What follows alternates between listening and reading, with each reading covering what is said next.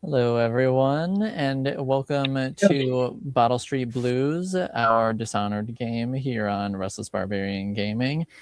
And it's the finale of our little mini-series experiment here, and I'm excited to see how things turn out for these folks.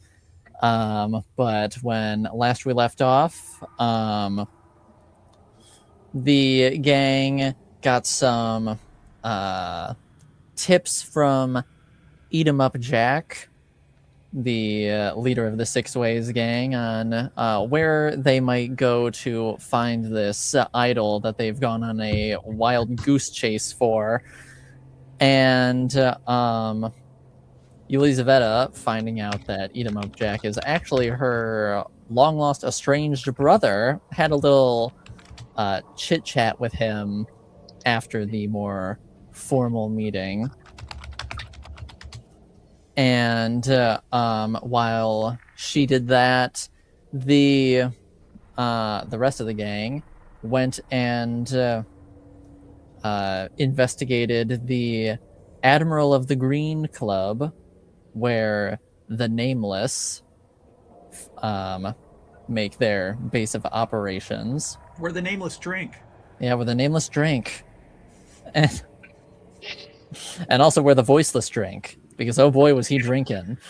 And drank that entire bar under the table. Yeah. Like a champion.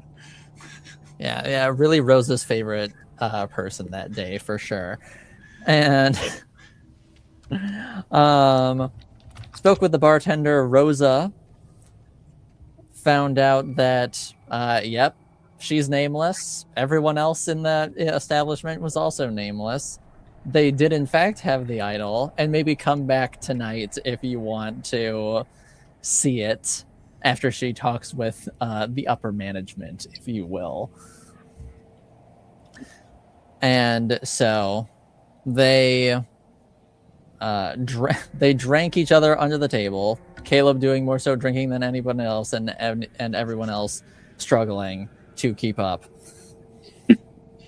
But yes, Kat was smart and said, I'm good. She took a sniff and she's like, actually, I'm fine. And after a little waiting around, because Kat was nice like that, Elizaveta arrives on horseback with the assistance of Jacko from Jacko's Emporium, to which there were many jokes volleyed at Elizaveta's expense before Jacko blushingly rode back off into the distance, and everyone went about doing their own thing until night fell, which is where we pick up now. I just have to say, I'm going to cut Yes. in and say that our longtime audience's members, I think, will recognize a pattern here with a certain person's characters getting like in a relationship with a guy that's like 3 times their size. I'm just saying. Who would that be? I have no idea. I'd like to meet him. It's like, all I'm saying is I'm noticing a pattern. Right, here. exactly. I'm also open for my characters to women 3 times their size. Yeah. Just so that we're clear. Equal opportunity employer here. Yeah, so long as they are indeed 3 times her size. Right. The size thing is what matters. Yeah. Yes. Yes, man, woman, in between, doesn't matter. Just it has to be They 3 just have to be times the size. huge. Yeah. Muscular. They work out. They lift. If you can't lift my characters like you're lifting You a don't have a small chance. box, I don't want it. I I don't. don't want it. I don't care. So. Sorry. Okay, you make. Nope, you all make- good. It's yeah. it's fine. It's all good. But So we didn't Rolled introduce out on the last ourselves, name. right? no, we did not introduce ourselves. So I'm Diver, right? Yeah. In case you needed any introduction, right? I'm Diver, and I'm playing the ever talkative Caleb Silver, who does a lot of talking with everything but his mouth. He does it with his body odor. He does it with his drinking habits. You know, he basically talks in every other way. So yeah, that's me. And on to, we're going to go clockwise tonight. I'm just going to take control here. No, sounds stellar. Yeah. To Ryder. Yeah. So go ahead, Ryder. It's your turn. Hi, I'm Nat, and I've been playing Ryder today. Ryder is a hot-headed duelist who's, almost got ourselves in trouble many times and somehow managed to get out of it. So we'll see if his luck keeps up. And on to Elizabeth. Oh man, that's me. I was thinking about actually turning on my webcam, but I don't think y'all will be able to see me because it's not very bright in here. I think I'm disappearing into the shadows. So, hi, I am T, and I play Yelizaveta Arkov, who is the world's most generous, nicest, genuine and earnest person you will probably ever meet. She's never done anything wrong. She doesn't talk about how people smell. She doesn't rat people out for sneaking around in places that don't belong to them. And she doesn't think about stealing from their clients. Like, that would be crazy. So, just gonna do some more of that wholesome shit this time around. Yeah, I can't wait, truly. Hello, I'm Fun Size. I'm playing Kat, and being a girl's girl is just getting her in trouble, and she's hoping tonight she can final girl her way out of this. Here's hoping. Caleb, be a good meat shield. Yeah. And I'm Aloysius. I don't even know if I introduced myself. Clearly, we can tell I'm on top of it tonight. And I'm running this circus, so we'll see how it goes. So, yeah, exactly. So, everyone had a few hours to kill before they were supposed to meet back up / get rounded up to the Admiral of the Green Club. So, lightning round. What was everyone up to in those couple hours? As I recall, and my memory isn't always accurate, but no, that's fair. I believe there was some intention by certain members of our party. Throw that motherfucker in the bathhouse. I believe, right yes, now. that's what I recall too. Yes, that is because true. I believe we were asking if one was on the way to the distillery district. I think. Yeah. Yes, and and there technically is one in the distillery district. It is not strictly a bathhouse, but it is. Try and lure Caleb. Yes, Caleb, yes. like, will you do this if I promise to buy you drinks? That's a very strong motivation for him. You can see that as we're just going to go ahead and, since I'm the game master tonight, we're just going to go ahead and fast forward to the bathhouse, such as it is. This is the chaos points having racked up. Right, exactly. You said lightning round. I heard chaos round. But yes, it is. DM spot. Yeah, I saw that. Power! Yeah. And while technically it is not technically, as I said, it is not strictly a bathhouse. It is a bathhouse in the most prestigious brothel in Dunwall. Called Which the is Golden Cat. Maybe another thing that might be I don't know.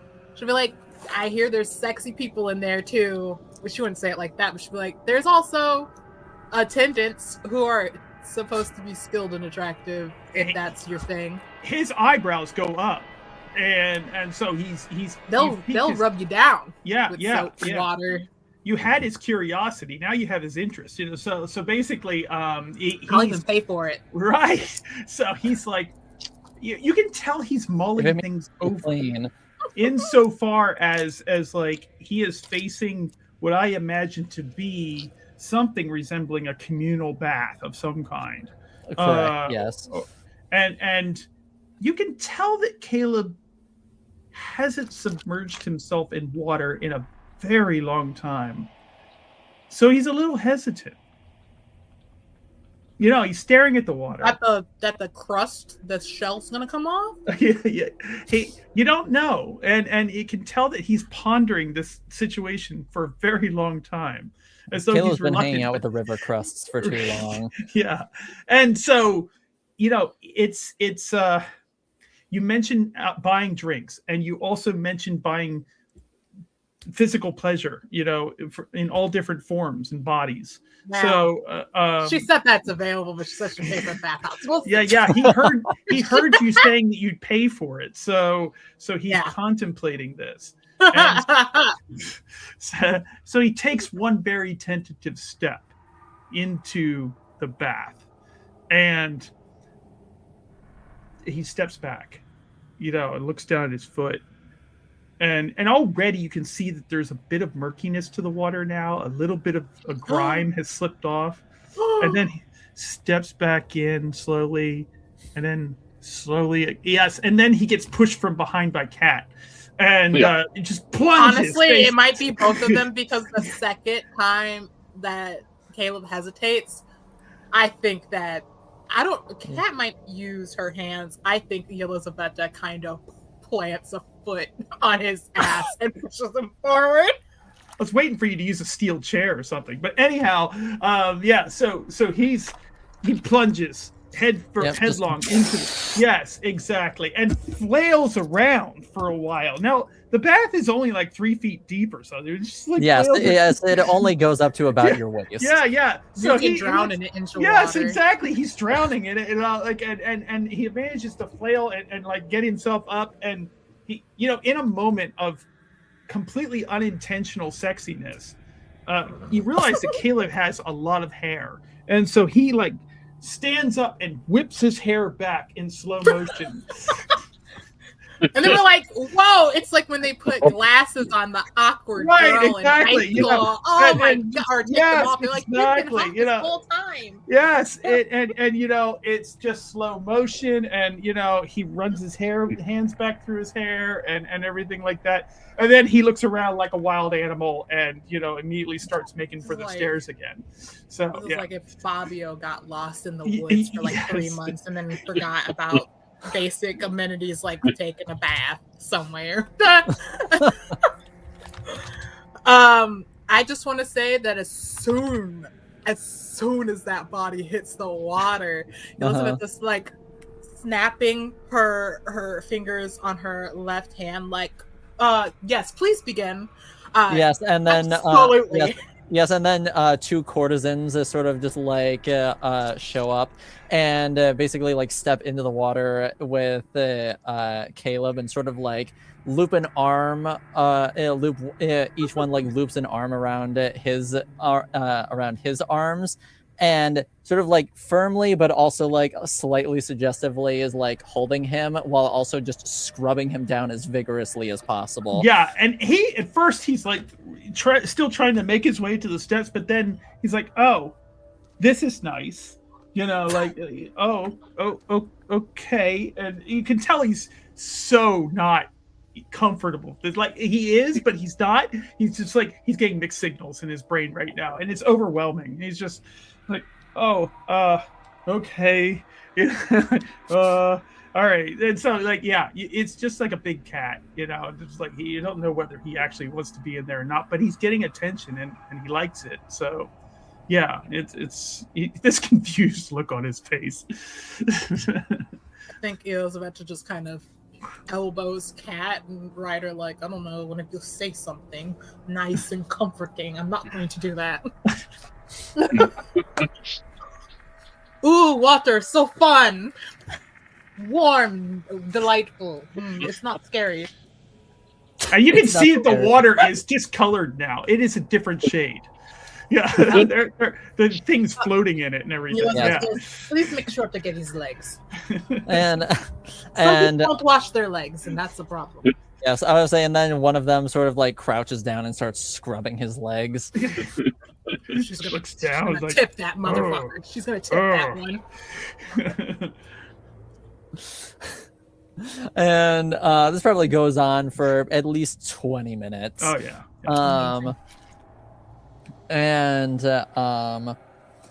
You've sort of like noticed as the bath is going on that the water was like extremely murky, but sort of like as it's been going on, it sort of like started clearing up a little as it seems like the water is sort of like actively being filtered out and then filtered back in. Thank God. And,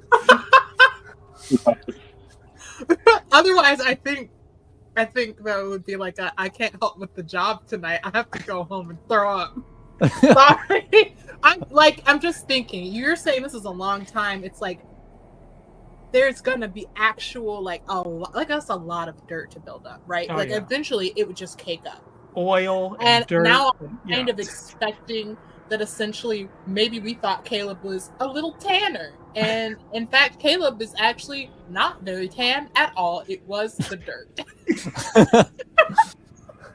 He's a goat. Yeah. We don't either. Just yours. He's as pale as he can be. Yeah. Yeah. He lost his summer coat. Yeah. So sort of like after that, like 20 minutes or so, Caleb is honestly, you didn't think it was possible for him to be this clean. Yeah. He's as clean as he's been in years. Nail bed clean. There's no dirt under the nails. Yeah. It's like crazy. Yeah. This basically became a Dove body wash commercial or something like that. Like suddenly we have someone that could get scouted and we're like, what the fuck? It was like, goddamn, he was actually super handsome under there. Right, what exactly. the hell was wrong with him? Hey, Elizabeth just like, you might actually get laid now. Congrats.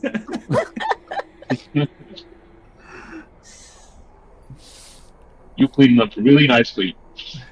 And he's just running his hands through his hair again, picking out the bugs and everything else in there. Oh, I hope they washed the hair. Yes, they were slow. Yes, over that 20-minute period, they were also sort of like combing and working out the knots and all the various things that are in the hair. Yeah. It's still not perfect, but it is significantly better than what it was. It's like normal. It's like normal done while dirty. It's not like I've been out of civilization for a long time dirty. Yeah. And that's fine. Yes. You're like, all right, you're too standard now. Yeah. Now we're going to lose this motherfucker in the crowd. You can now take in places with nobody caring. Just like your stench isn't going to give you away now. Right. Yeah. Essentially, like once Elizabeth can see like an actual like clean face, and like the water has dirtied and then filtered out like 2 times. She's like, I'm gonna go sit on the tab. She'll go take care of that bill. All right. Get you some new clothes as well. Maybe burn the old ones. He has people like drying his hair and everything. He's just holding his arms out. Yes. I was gonna say, now that you're all clean, the courtesans are sort of just like sitting with you and sort of just like rubbing your chest and stuff. Yes, with oils and stuff. Yeah. Don't worry, so you're moisturized. Nobody's gonna be able to grapple you. You'll just slip right on out.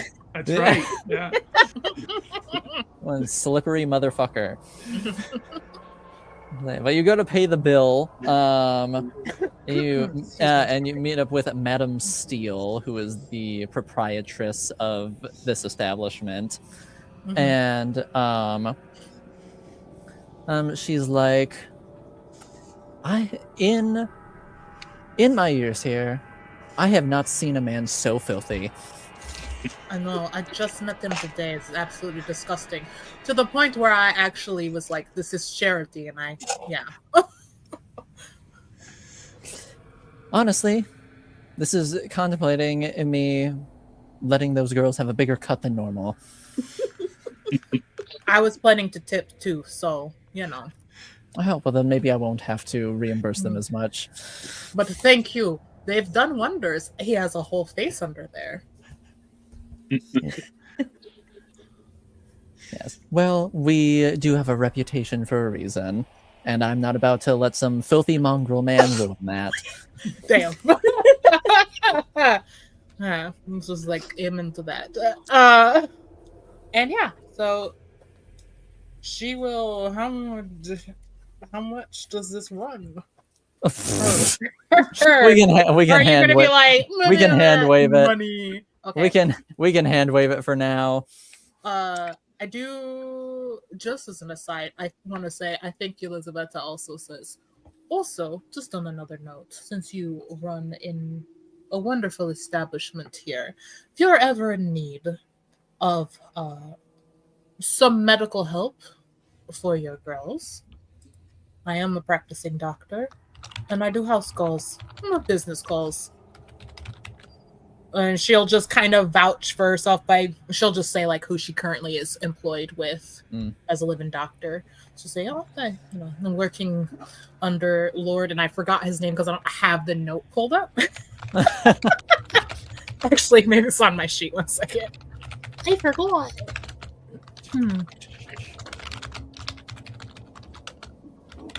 Nope, it's in the actual notes. I forgot what I named him.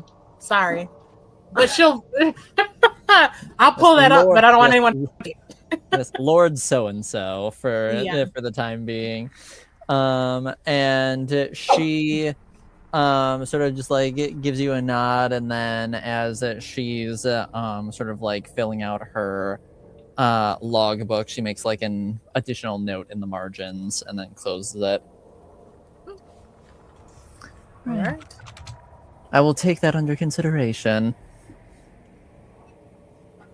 Well, thank you for your business. It's my pleasure, truly. And she'll go collect the others. All right. You go on. Caleb is still in the bath with the 2 courtesans. I'm assuming Kat and Ryder are sort of just lounging around, unless they also wanted to go chat with some courtesans or something. But Ryder might. Now that you mention it. Yes, now that you mention it, hold on.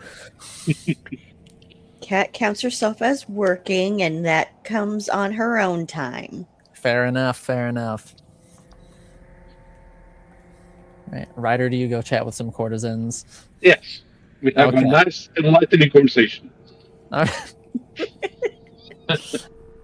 Yes, one of them is sort of just like starts chatting you up all about the current state of natural philosophy and whale oil sales and all that sort of thing. Of course, that's what you do at the top, right? Yeah, exactly.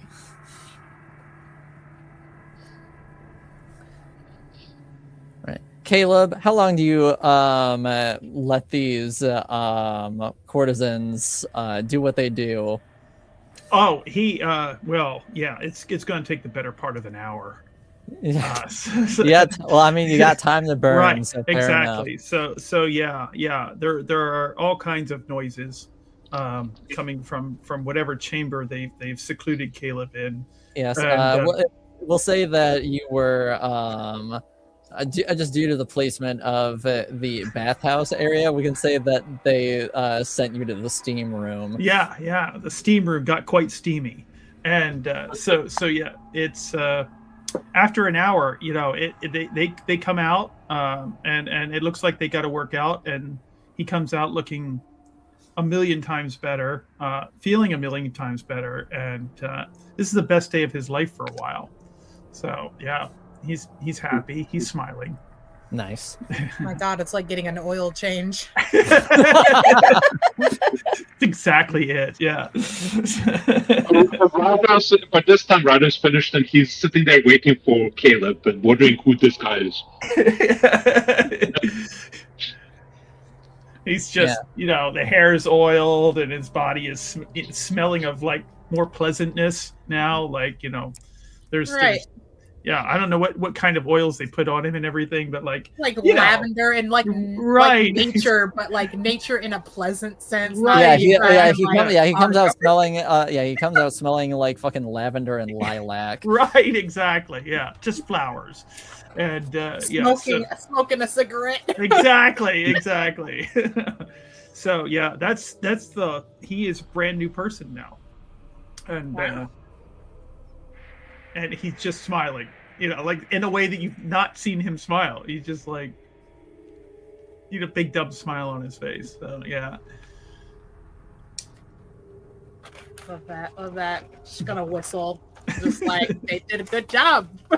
Essentially, is how she was like, nice. So, do you know this guy? I believe that is our compatriot. Yes, I recognize the accent. I drew a little circle around. I was just like, oh, okay, yeah. So, are you feeling it wasn't so bad, right? It's just a little water, a little soap. Some beautiful women to rub you down. We'll get you back to your handler in good condition, yes? So, are you going to negotiate more of this with your handler? Yeah, I think you should. It's good. It's good upkeep. He doctor's order even. He looks like he's thinking about it. And you can trust me. I am licensed. Would I lie? And then right, but then he's like, you don't know that. He does this. He's like, and he's like, I don't know you, so actually you might. Yeah. So she's like, oh, you little white lie. Yeah. He doesn't give you a confirmation that he's going to press for more of these from Cersei. There's a dynamic between them that will soon become very clear as soon as you take him back to her. I'll say Cersei's gonna. Your girlfriend? I'll say Cersei's gonna get him back and be like, "What the fuck did you do? Right. What did you do to him?" That's exactly what's going to happen. Yeah. Are you like? Is this a business relationship? Are you married? Like, what's going on? Do you know what marriage is? She's not quite sure what Caleb knows and doesn't know because it's just hasn't been. Yeah. This is like what his comprehensive intelligence is. Just grunting. So she's not sure. You get a confused look from him, like, what? Like, I don't know what marriage is. I don't warm to live your lives together as family in a romantic sense, or as a social contract to pay taxes to and he give a fuck about you. He thinks about your words and like he's thinking about if it fits the definition. He's like, He just usually there's a ring and like some legal papers you would sign. Now he's confused again. Except for the papers. He's familiar with those. It's without in the middle of nowhere. Sometimes it's just a kind of tradition or a ritual that's done. Normally, it's like, do you want to get married? And then you kiss in front of people. He looks like it looks like you're speaking a different language and he's trying to understand you. I think that he's confused, y'all. Maybe I should have just said, have you and Cersei fucked? Because then I would assume that it's not just all business, but also some pleasure. If you say that, he's like, You assume that would be the case. Only He holds hands. out his hand and goes, "Mm." What the fuck does that mean? That is a no. Was that if you tried to flirt with the Cersei, she would smack your hand? Is that what that meant? What? I can't talk to this man. Anyway. Okay, where are we taking people now that Caleb is a bit more presentable for the better population of the city? Apparently he wants to drink again. He takes a napkin and takes a pen and writes Cersei's name on it, and then writes again the bar where she probably is. Yes, we can get you there, Caleb. But aren't we going to meet the guy nameless first? That was later in the evening. You do still have a little bit of time before you were supposed to go back there. So you have a little bit of time to sort of like do any loose things that you wanted to take care of before doing that. You can do that separately, you can do that together. That's up to you.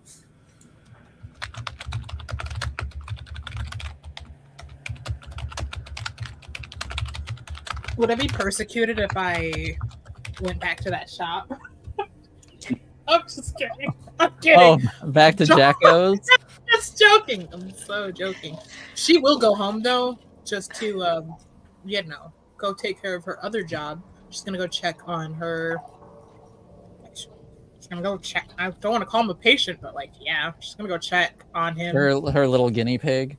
And also probably should check on her son. Anyways, that's not important. But yeah. Oh. Ow. I'm in character. Yep. Yeah. Okay, so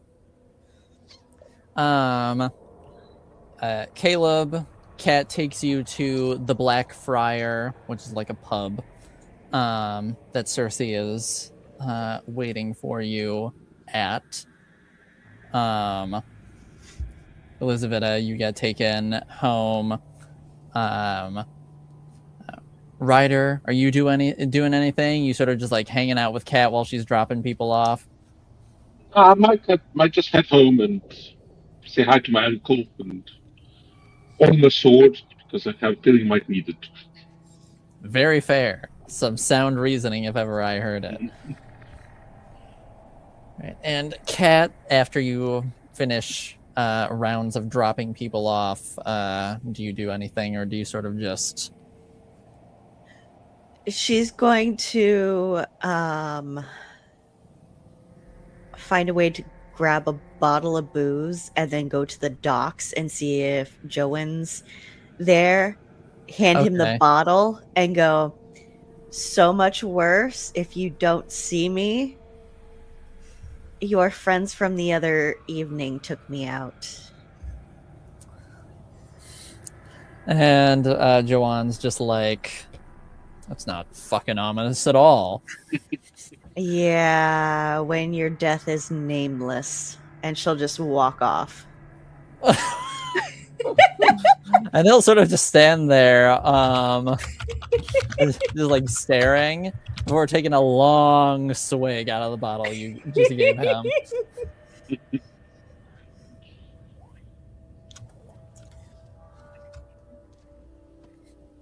Am I also able to send like a telegram as well? Are those things? Is that a service that we have? Yeah, I'd say sure. It's Okay. within the confines of the technology, so I'll say yes. Okay. If we're just doing like a little run by on things that we do at home before getting ready, when Elizabeth gets home, she does check just to make sure. She just check in. I I'm gonna be honest. I think the first thing that she does, other than being like, "Yes, I'm here if you need anything. Do you need another dosage of your medication? Or is it not working? Is the pain too much?" Like she's doing some general like it's just I'm just checking in on you. Do you need anything else? Oh no, this seems like I might need to get you harder. Yes, I think the last dosage was a little low.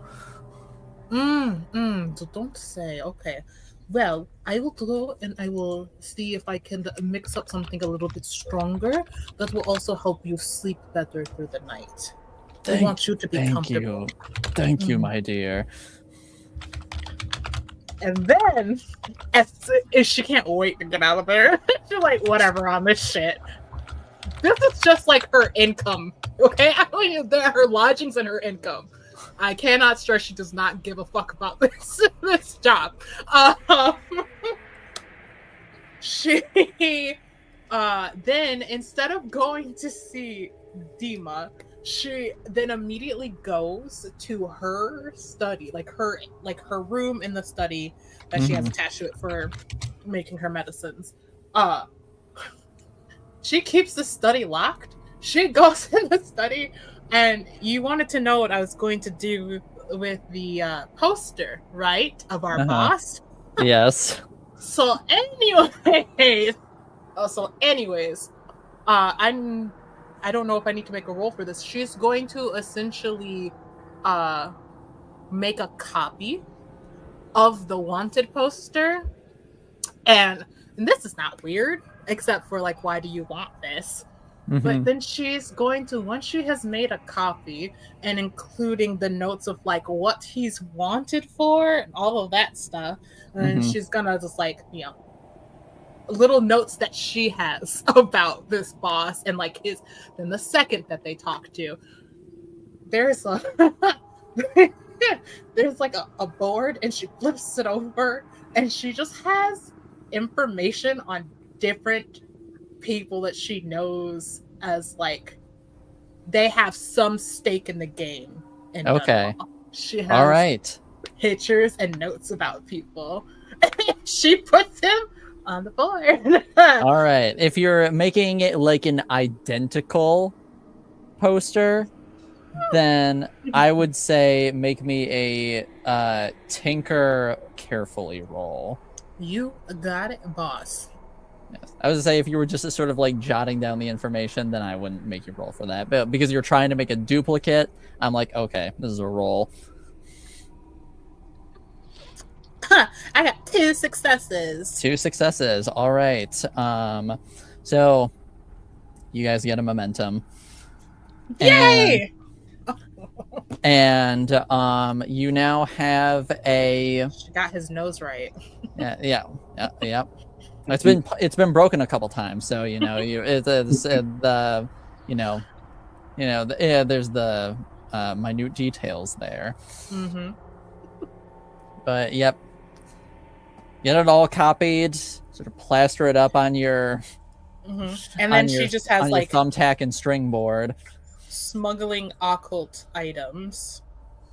Lack of security? Question mark.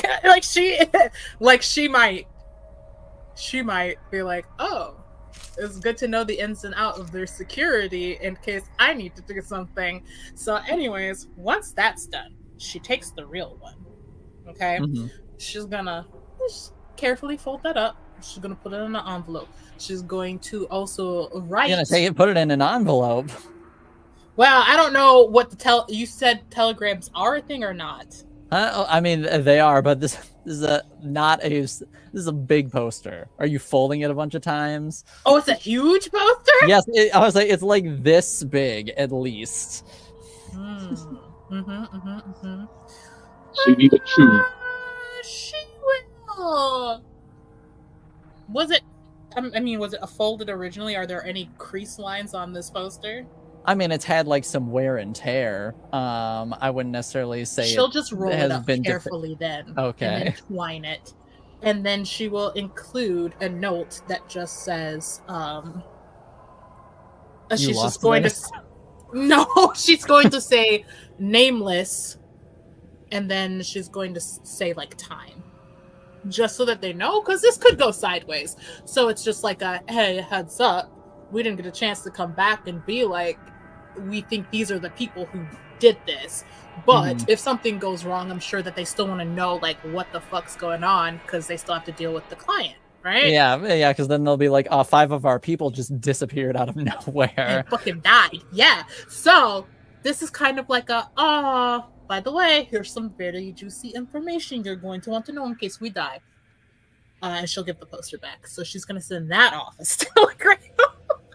All right. You're like, deliver this under pain of death. I won't be the one doing the killing. Haha, joking. And then she closes the door. Okay. Okay. All right. Caleb, you went to meet up with Cersei. Anything of note going on there? Yeah, Cersei comes up and he goes, Caleb, what the hell happened to you? she's like looking at him, holy shit, and just like amazed and astounded up and down. Who did this to you? He's like, and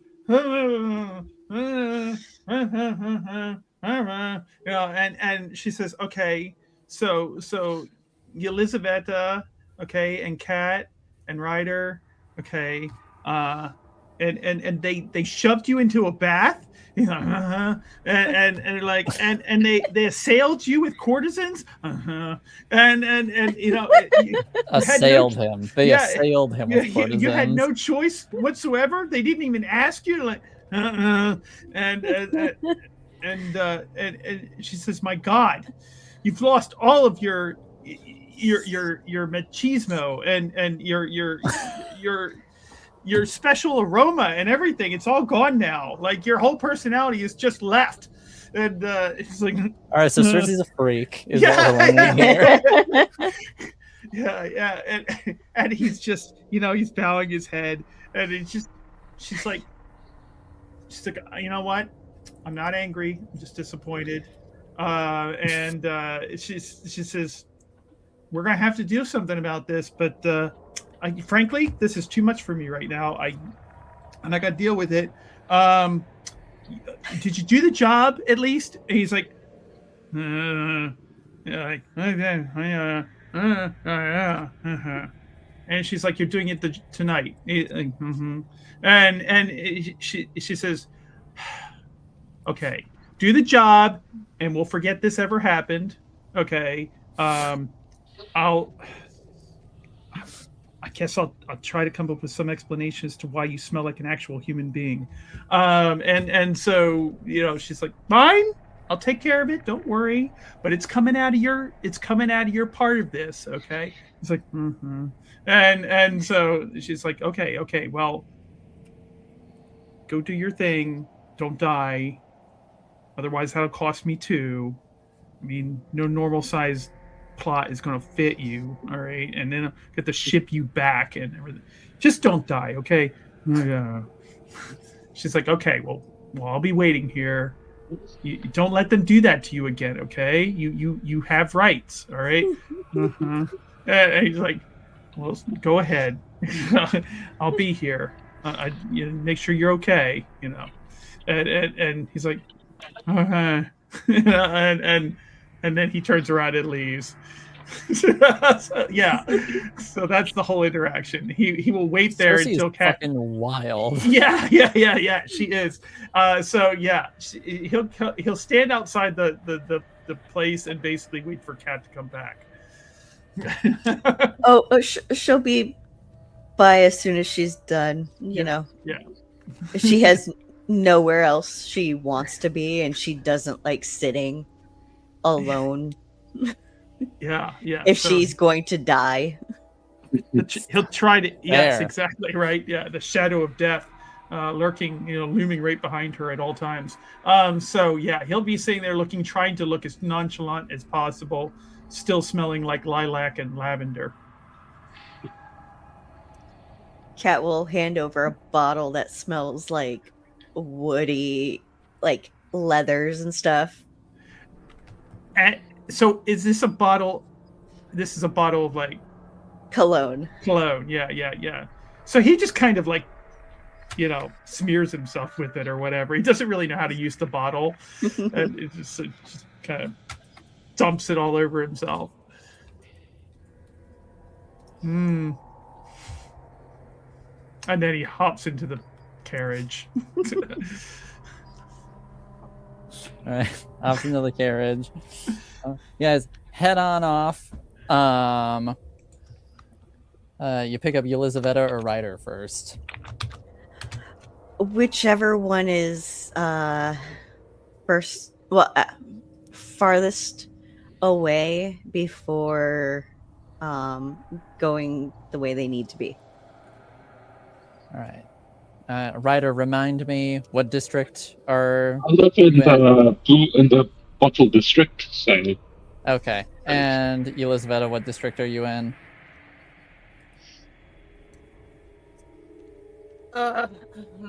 Damn, I don't have the map pulled up. You asked me a question. I'm sorry, I was not prepared.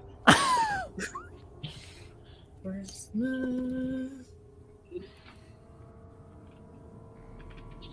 she lives? I think I said a little bit. Remind me what district the Bottle Street gang was in. The Distillery District. Because I think that we said she lives north of there, but she had to commute because it was not within walking distance. Okay. As I say, so then we'll say you pick up Elizaveta first and then pick up Ryder on the way. If you pick up Elizaveta first, most likely you probably come back to the same area. I feel like she had you probably drop her off a little, like a block or so, or away from where she's living. My parents can't see us together. Drop me off a block away. And so I do imagine that as you're kind of driving to the area, because she would be taking Dima out or whatever, just for like a treat, just to you just keep a child placated. I guess she's not good with kids. Anyway. Yeah, when you sort of like barged in, he was in his room with the door closed, and when you sort of just like barged into his room, he was just like sitting on the bed reading a book. This poor fucking kid. This 6-year-old has to deal with like so much bullshit. So sorry. But she just, I have to work late tonight doing something else. But perhaps we can go out, get something, a treat, and come back before I need to leave again for a little bit. How does that sound? Okay. All right.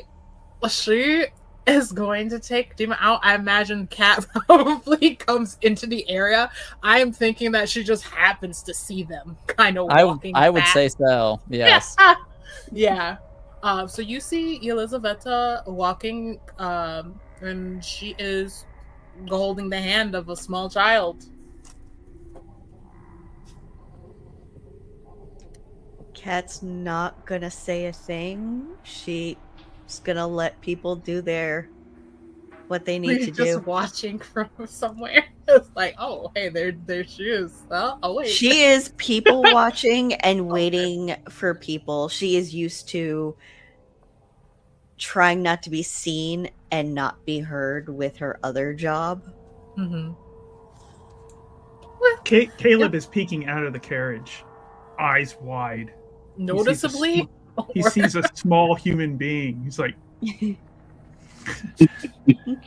Can I see if I happen to notice Kat's car since I've been in it a few times now?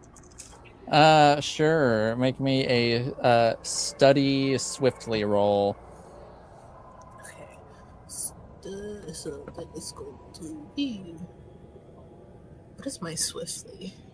4, 6, so it's 10. Okay.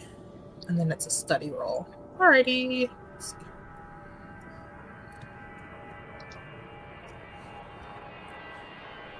Under 10s. I got 1 success out of 3 dice. 1 success. Well, I'd say that's still enough. It's crazy because I almost rolled 2 20s. Yeah. And I was like, damn, that's not what we want. No, that would have been real unfortunate. So you sort of are, walking with Dima and sort of just like casually like look over your shoulder and you're like, hold up a second, that looks familiar. And then you see Caleb sort of just like leaning out of the cab, just like staring intently at both you and the child. I think I'm imagining like they're walking, and again, like maternal instincts, not really there. I would say non-existent. Non-existent, not really there. Like, right? Like she lost her mother very young, and she lost both parents very young. So that kind of nurturing, by the time she got it again from her aunt, she also already had like a slightly different personality. So I think that when she tries to be nice to her child and like somewhat be a parent, she's just asking things like, oh, tell me about the book that you're reading, tell me about the characters. So she's kind of like almost psychoanalyzing the characters, which is like fucking 6-year-old. But I think that also like Dima's probably used to it, right? When you're that young, you're like, hey, my parent is giving me attention, and this is like better than not getting any attention, essentially, because they're always working. And he starts telling you about like this book that he's been reading called The Lonely Rat Boy, and and CPS. And like it tells you like how it takes place like during the rat plague, and how it's about this like lonely boy who didn't have a family, and his only best friend was a small white rat. And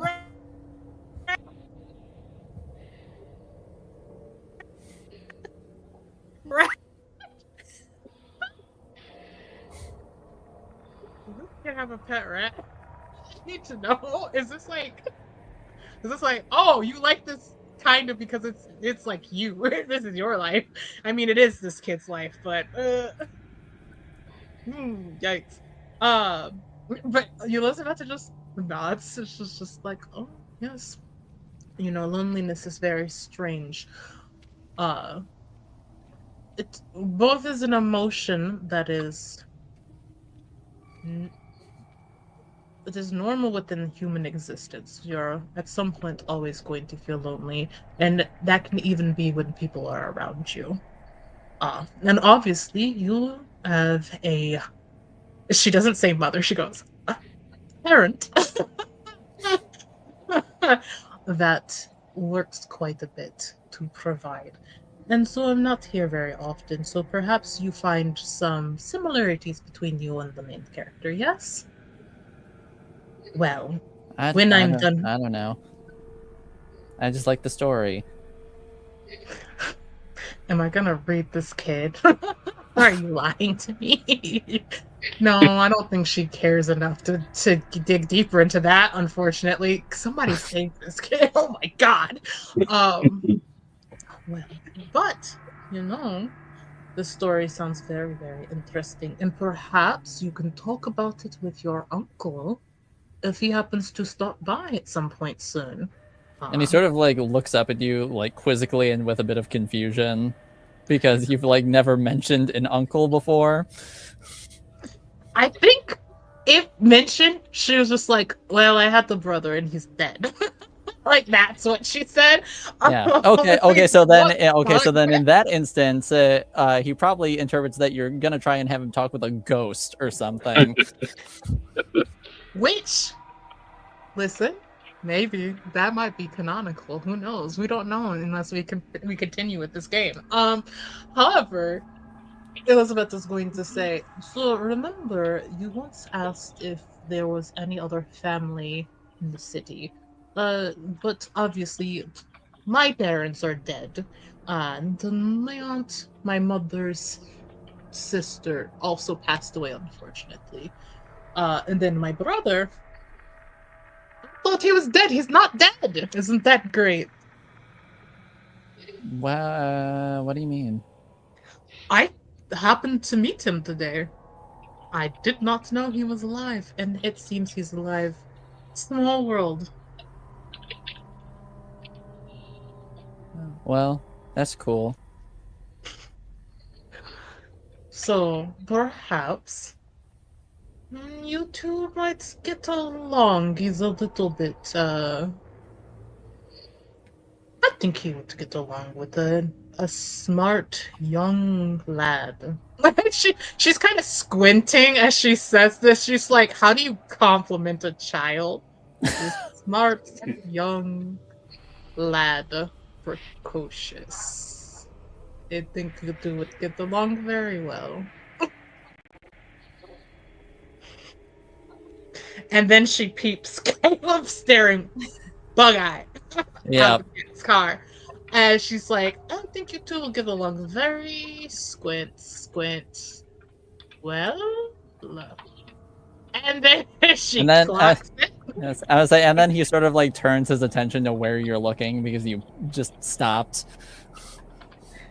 So Caleb He looked at me, and I looked at him.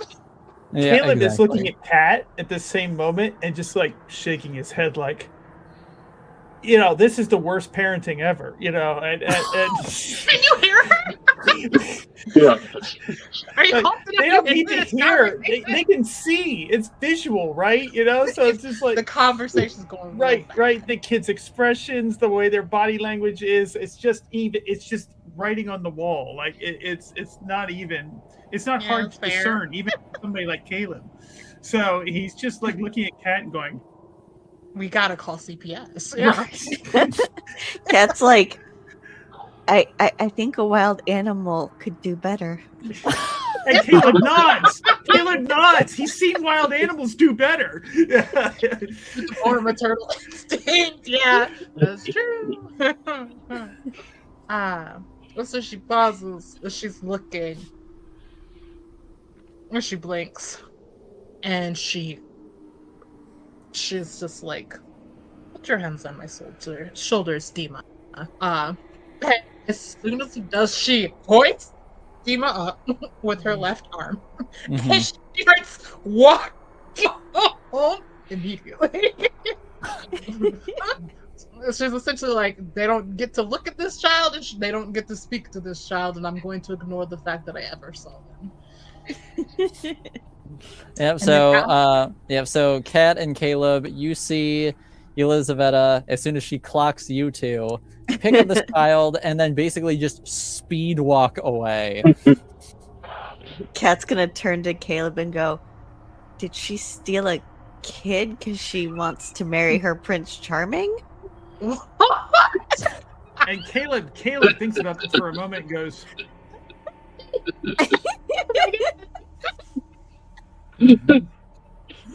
he's agreeing 100%. Jack, for Jack, please. At least Oh they my don't god, we're gonna think, die tonight. at least they don't think it's actually hers. They think she stole a kid. That's so much better. Child abduction, yeah.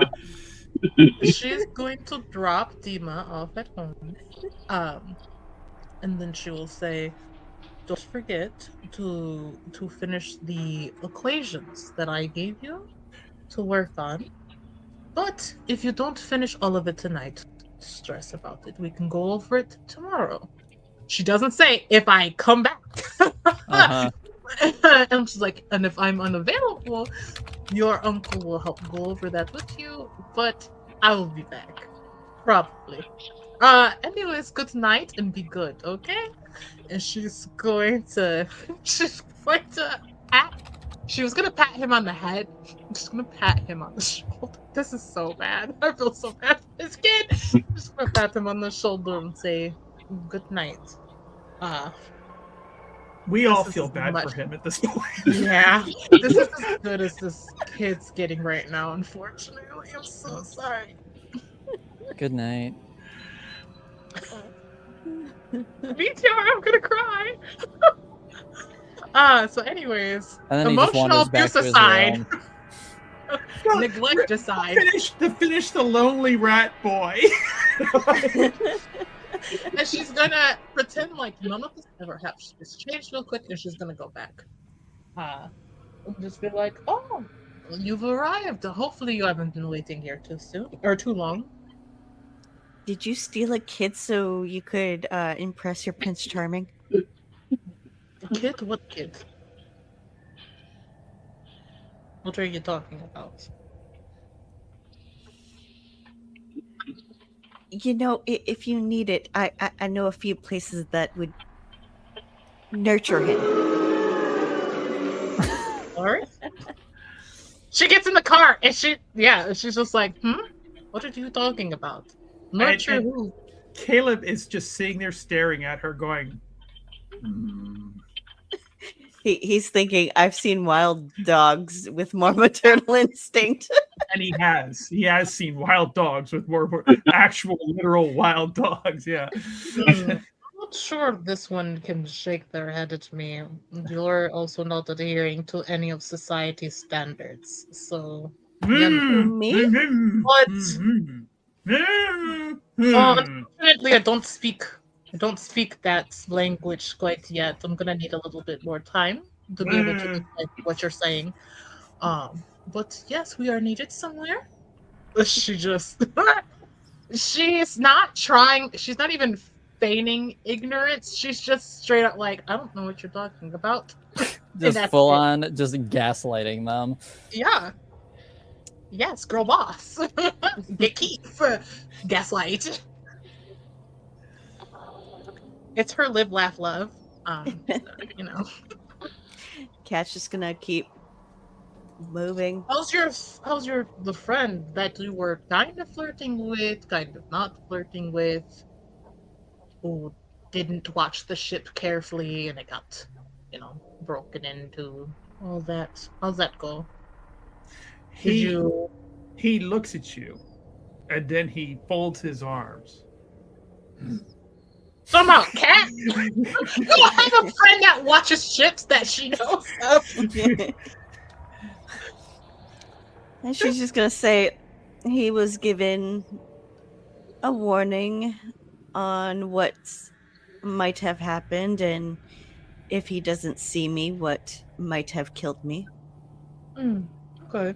I also sent a telegram back to Bottle Street location. Just a little tip about who we might be dealing with, just in case we all die in a horrible fashion tonight. I don't think anyone would miss me if I disappeared. Well, Awesome. dang. Couriers are a dime a dozen. Yeah, you win some, you lose some. Yeah? She buckles up if there are seatbelts in this car. She's gonna pop the bottle of cologne that she gave Caleb and kind of put a little on her finger, recap it, and put a little around her neck.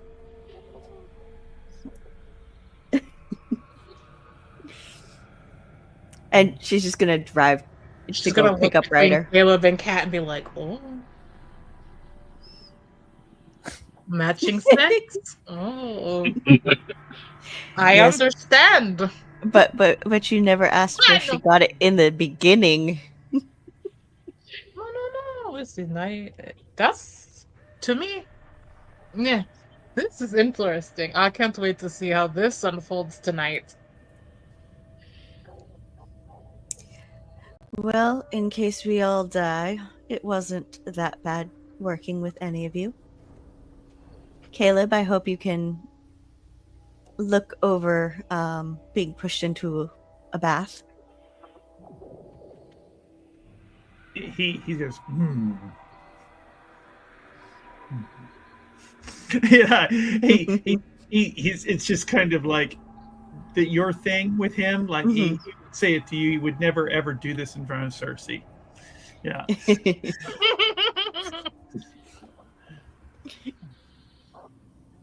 And then the cab ride with a interesting tension in the air, I suppose we'll say, as you go and pick up Ryder, who is not too far away.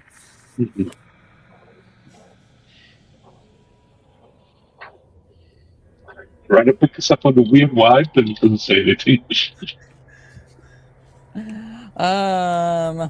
Make me a study carefully roll to see if you pick up on the weird vibes. Okay. I'm not very good at this, but hey. Nope. 9 and 14 over 8, so... No, you're not picking up on anything. So, as far as you're concerned, everything's normal. That'll completely freak me out.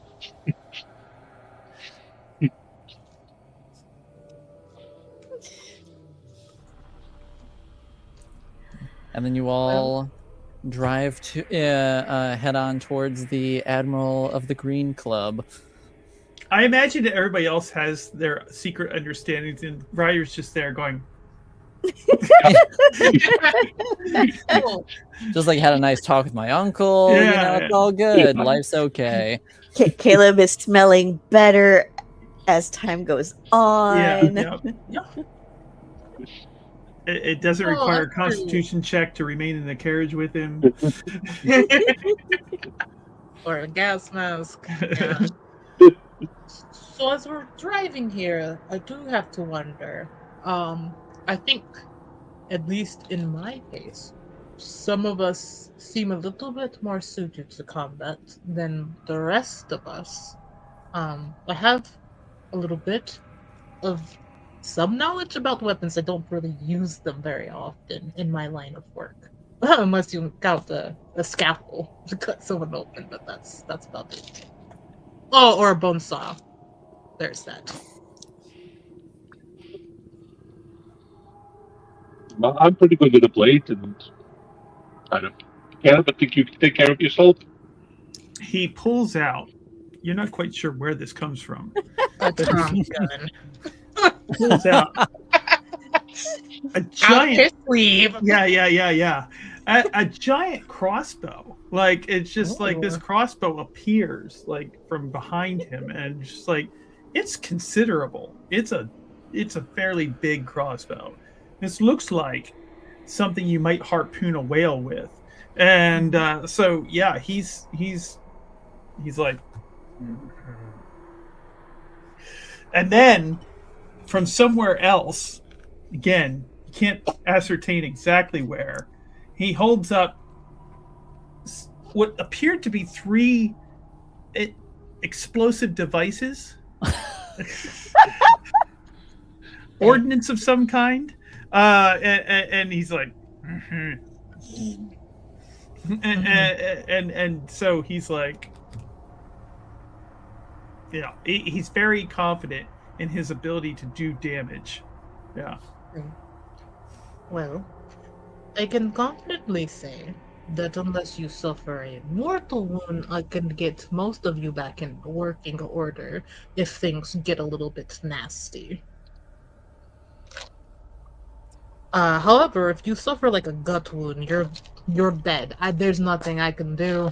Sorry, but other than something like that, or perhaps like a shot to the head, most things we could probably traverse pretty well. Don't get shot. Don't get shot in the head. He's like, Yeah, you do have, you're a bigger guy. It is a little bit slightly of a bigger target. Yeah. She doesn't know that's what he meant, but she's just gonna start inferring conversations from his garage. and tilts his head and looks at you as though he might take offense to that, and then he's like, Yeah, he knows he has a giant head, so. No, it's good for your body size, right? This would be weird if you had small head, large body. To look like a pimple on top of your body. That would be bad.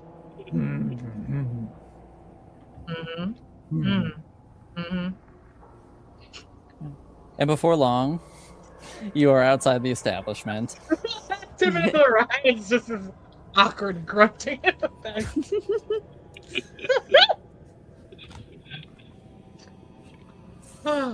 Right. You arrive, and it looks like sort of the lights on the upper floors are out currently, but there is a light in the sort of like main entrance area shining through the windows. Are there any like side entrances, alleys, things of that nature? Sort of like if you're scoping out the exterior of the building, it appears that there is sort of like one sort of like back side entrance that you imagine probably leads towards like a kitchen area potentially. Mm-hmm. Mm-hmm. Okay.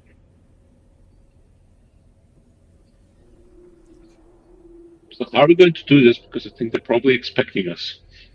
Well, More than likely. And Caleb kind of made a big show yeah. last time he was in. Caleb has an idea.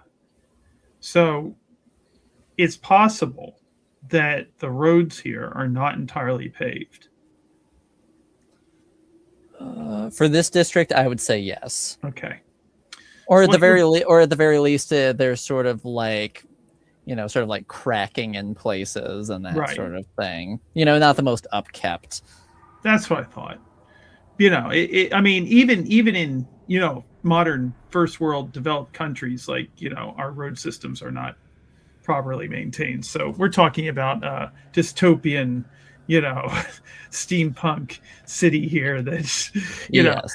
yeah. So anyhow, he's going to take a stick that is conveniently nearby and like draw in the mud, and basically like. And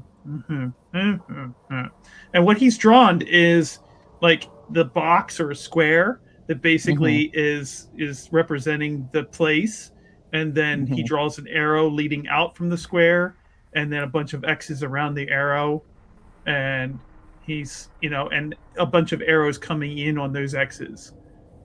Essentially he's trying to depict an ambush with them coming out to do that. Gotcha. So you're saying we should try to get them out of the place and then try and take them? What is this building made out of? It's made of stone. Right. You were thinking of burning it down with them in it. Yeah, no, I was just thinking of that too, but Yeah. I mean, it has wood. I mean, it has wooden elements to it, but like the base and the main structure is made of stone. Okay, that makes them a lot more difficult to burn down. So at least 3 of us were thinking fire. Got it. Hey, it's not entirely out of the question. Caleb Just maybe don't want to start it from the outside. Yeah. He looks at the structure and goes, And the windows. Are they open? Those explosives, could they be planted if we go in? There are a couple windows that are open. Yeah. Can't you just throw one in? He thinks about it for a second. He thinks, and he says, he holds the explosive and he digs a little hole in the ground and puts it down in there, and he says, Okay, it's more like a mine, that thing. Got it. Don't step there.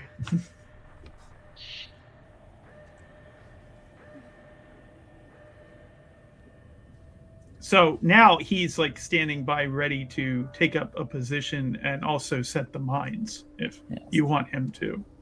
Right. Or he could try throwing them in. Yeah. I guess quick question. You were told to come back. Yes, you were told to come back. And he does say he does have one other thing. He says, and he pulls out one of his crossbow bolts.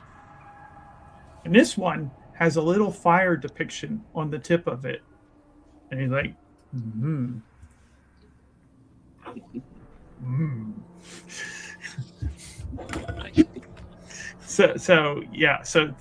That's his way of saying, I have one incendiary bolt that could start a fire, essentially. So we just try and go and talk to them because they are expecting us. Mm-hmm, mm-hmm. It's like, I can't do that. I don't talk to people.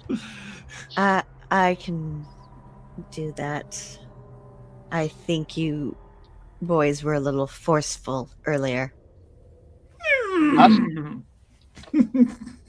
A little blunt. Cal just wouldn't shut up. I think they finally finished cleaning all the glasses. So, Kat is going to straighten out her outfit, square her shoulders, and get ready for death as she walks in. Okay. The most morbid character ever.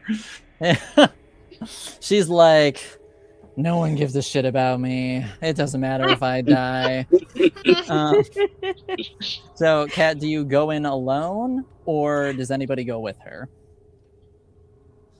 Maybe I should come with you because I'm not safe for you to be inside. Like Elizabeth too. I'll come in with you, but Yeah. What? I didn't meet these people, so Yeah, I can introduce you as well. And Caleb will come up behind Elizabeth and kind of like nudge her and push her to go in with them. just go. I'm going. She's just like, I'm only letting you touch me because you finally took a mask. Okay, so And as they Kat, go in, he's going to I stealthily. may be horribly burned on my right side, but I still have standards. Thank you. He's going to plant the mines as they go after they go in. So, okay, yeah. now quick question about these mines. Oh yeah. Are you basically just taking grenades and turning them into functional mines, or are they more like arc mines or stun mines? These are stun mines. Yeah. Okay, these are stun mines. Okay, thank you for clarifying. Yeah. All right. And so you sort of just start laying them out. Yeah. Okay. And you gotta make sure that they know where they are, obviously, so that they can avoid them if they need to run out. She's like, Now there's 3 of them. All right. So, Kat, Elizaveta, and Ryder, you're also going? Yeah. Okay. Okay, so the 3 of you walk in, and you see sort of just hanging out at the place is cleared out, with the exception of 2 women who are sort of just like hanging out by the bar, chatting as you walk in. They turn to you. They look extremely similar, dressed in a similar way, just sort of like sort of like opposite, basically like palette swapped outfits almost. One's hair is sort of like a dirty blonde, and then the other's is sort of like a raven black. And the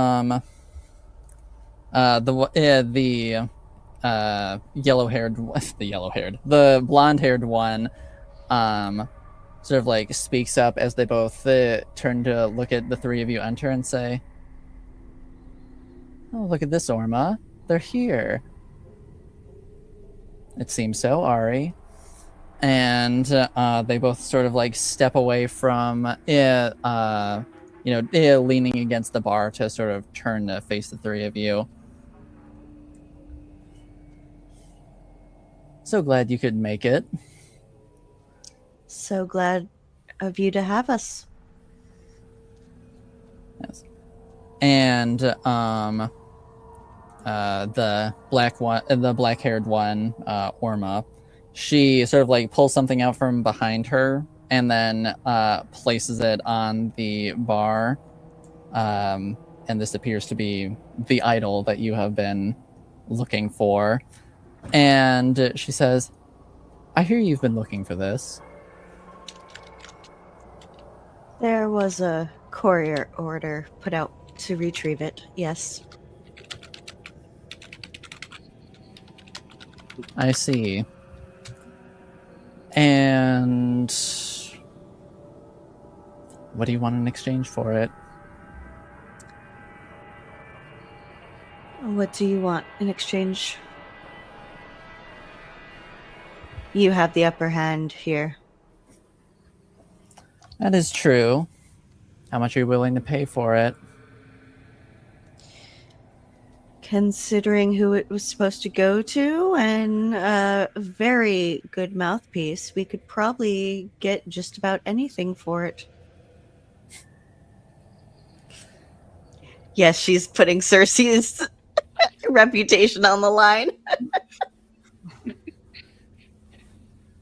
Well, that is interesting, but you're here and not whoever it is looking for it, so how much are you willing to pay for it right now? I'm a broke courier. There's not much that I do own. Well, it seems we're a bit of an impasse then.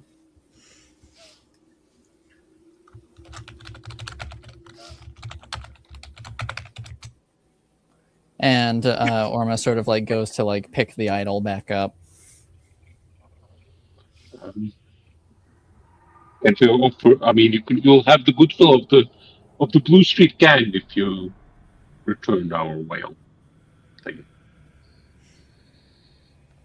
And Ari sort of like speaks up and says, "And why exactly do we care about that?"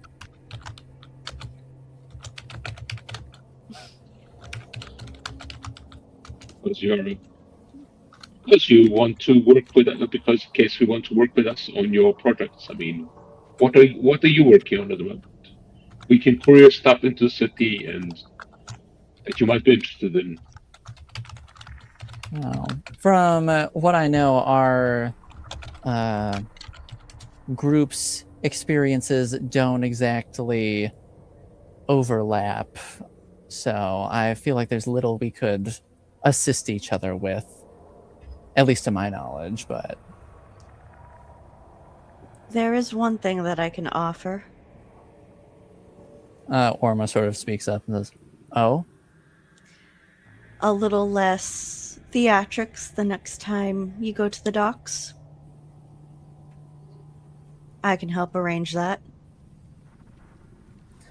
And she sort of like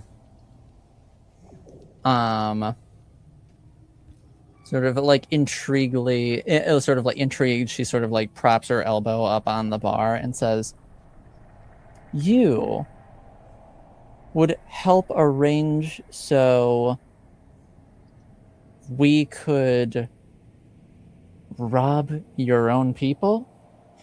Not our own people, but let's call it a tit for a tat until this particular item is paid off. Kat, make me a talk cleverly roll. Okay.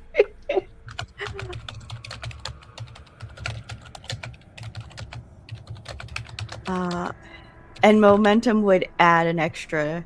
Yes, you can. Yeah. Yes, you can spend a momentum to add an extra die, and then you can spend 2 momentum to add 2 extra dice. So I'm going to spend one of our group momentum. All right. And then, how do focuses work? Because she does have negotiation. Yes.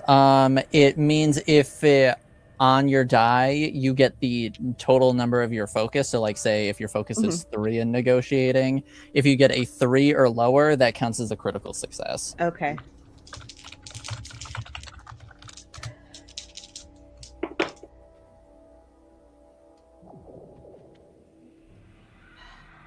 I only get 1 success with my 6. But And my remember, total pool was 10. Remember, you have void points. True. That is true. So if you would like to use a void point, you may re-roll any of your failures and take whatever you get. Or I'm you going to can change spend a one- void point. Or you can change one of the failures into critical, which will give you 2 more successes. So have 3.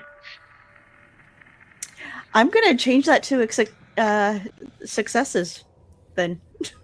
All right. Let me double check that real quick. Teamwork makes the dream work. Yes. Indeed. All right. Yep. Okay. So that That is gives you super persuasive. yeah. Yep. So that so that total gives you 3 successes. Oh, and also we get a momentum from that. No. And she just says, intriguing.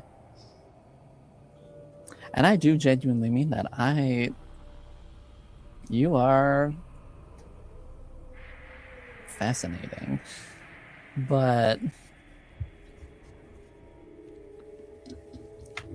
what is your guarantee that this will work out for us? I have contacts and I'm willing to put my ass on the line as the only one who would be caught.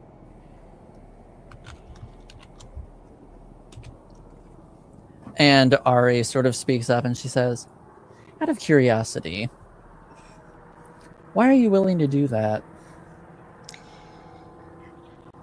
Because I'm a survivalist, and going into all-out war with your reputation does not seem the smartest of moves. Ah, I see. You're scared of a fight. Not scared, more of I got used to breathing. And the two of them sort of like look at each other and almost sort of like simultaneously giggle. And Ari sort of like walks up to Kat and says, if you can guarantee that, and we don't have any issues the next time we pay the docks a little visit. And then she sort of like extends her hand to you. Then we have a deal. She's going to reach out and shake her hand. Just give me a little heads up, and I can let my contact know to, take a nap. And she shakes your hand. And she says, well, if things don't work out on our next visit to the docks, we know who to come have a chat with. And sort of looks over at Orma, who then sort of like smiles and then takes the idol back out, puts it on the counter. And you noticed that like both their arms, like Ari's left arm and then Orma's right arm don't have tattoos, whereas like their opposite arms have sleeves. But sort of like as soon as the two of you are done shaking hands and Orma puts the idol on the counter, you see Ari's left arm gets covered in this it's almost like a design sort of just like appears, and it's this like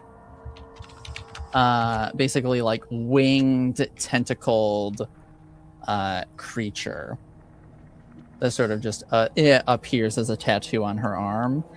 And Orma sort of like similar at the same time, Her like her right arm has sort of like a long sort of like detailed white wolfhound tattoo that just appears on her arm. And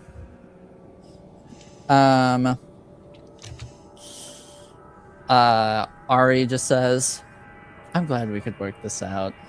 I really didn't want things to get messy. And then she starts walking back.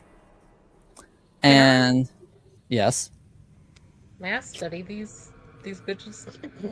May I study these bitches? Yeah. What would you like to study about them? There's two different. I might need to make two different roles. First things first. As this conversation is happening, she wants to do the same thing that she did with that officer, where she is looking to see if there is any minute detail giving away any kind of sustained injury or weakness in a part of the body, if they're favoring when they move another side more, or if they're moving in not kind of like a fluid fashion. She's kind of looking for what are potential weak points if this gets nasty real fast. Because that's information she would share with the fighters if shit goes south. So that's the first thing. Okay. The second thing is that she wants to know if these tattoos appearing, she is wondering if they did something that potentially made it harder for the idol to be found, considering that one of the tattoos just appeared after they put it out. She can't prove it, but she's just wondering if, like, is there like any like magic coming off of them, essentially? Like, did something happen here? Not trying to discern the actual thing, but yeah. All right. I make me a study carefully roll, and then just depending on how many successes you get will determine is a one how much information I give you. A 1 is a critical, yes. Then I got 3 successes. Fucking all right then. So as for like studying their sort of like body language and movements for any potential weaknesses, if they do have any, they're real good at hiding them. And as for the whole tattoos appearing on their arms, it's,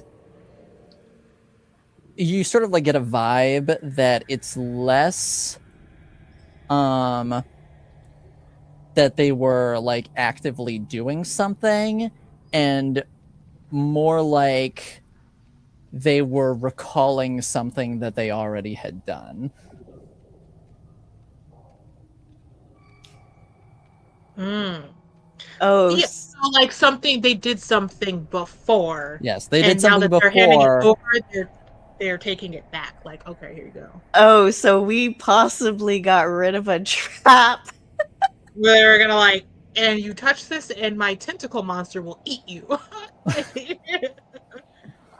Okay. And you said it was Orma who has the tentacle one, and then I would say Orma has the white wolfhound. Oh, okay.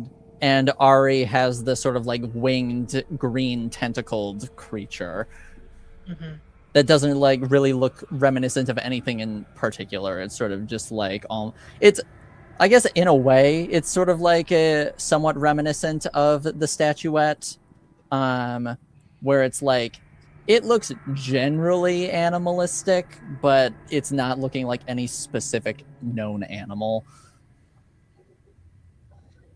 I wish I could be cool. Thank you for that information. If she was hanging to the back, letting Kat do her thing and kind of like half paying attention, because she's focused on this, as soon as she's like, oh yeah, those tattoos, there's something wild about those bad boys. I don't know if they'll pick up on it. She's looking at them pretty blatantly, like she wants to go forward and like take a closer look at their arms, like she's studying them. I don't think this is. I think it's kind of. She's very curious. Okay. And I'd say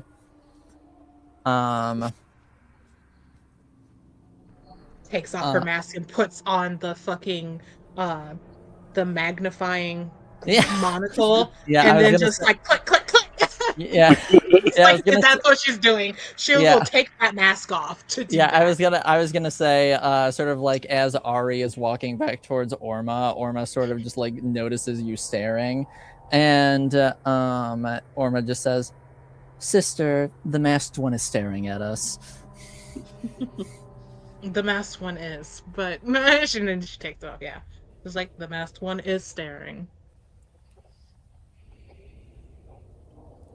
And Ari sort of like turns around, sort of like once she's walked back towards Orma, and just says, "What? You've never seen two beautiful women before?" I've seen and more many beautiful women. However, I forgot I have an accent. My bad. Well, to be honest, I've seen that fun with many beautiful women, but it's not about that. Your tattoos are so intriguing. Click, click on the thing. It's just like stunning. It's just like I'm just, yeah, And Orma sort of like just like looks over her wolfhound tattoo and just says, "Oh, you like our flesh etchings?" I do. Specifically, I like the way that they feel. I'm sure you do. Now, well, this was a nice distraction, and I'm happy things couldn't get too messy. I think we're going to lock up for tonight, and please take this on your way out. And Orma gestures to the idol sitting on the bar. And Kat will walk up. And is there any way to verify that it's real? All we got was a vague description, but Kat will walk up kind of slowly, but in that careful slow, like, hands are here. I'm just here to do a job. If you Elizaveta, if you want to try to verify its authenticity, then you can make me a study carefully check. Can I go and touch it to check? I would say, yeah, Kat's going and picking it up and all that. So yeah, when she sort of like brings it over, you can just, check it out. You know what? So we said this is an idol. Would I be able to use my void lore specialization? Do not bite my thing. How dare you? I'd say yes. Okay. Let's see. What is the specialization number for that? Okay, so it'd be anything under the 3 counts as a critical if you roll on. If my void lore is 3. Yes, a 3 or under. Gotcha. Sorry, my cat was chewing my cord to the laptop. Like this is gonna turn off. Okay, let's roll, please. Anything good? Well, okay. No, actually, that is really good. Because that's 11. So I got an 8, a 2, and a 14. So 2 successes, but 2 is under my 3, so that is 3 successes. All right, 3 successes. Sort of like once you get your hand on it,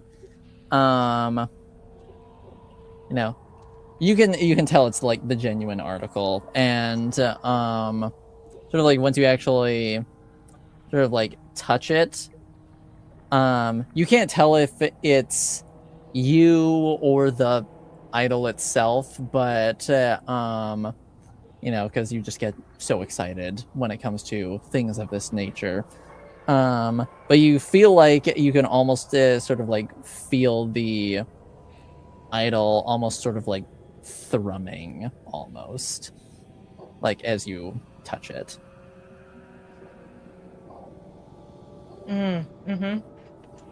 Kat, there's a moment where Elizabeth looks like she's not gonna let go of the idol, but she will after 10 seconds. Cat will Surreal. kind of shield the idol from Elizabeth and go, have a lovely evening.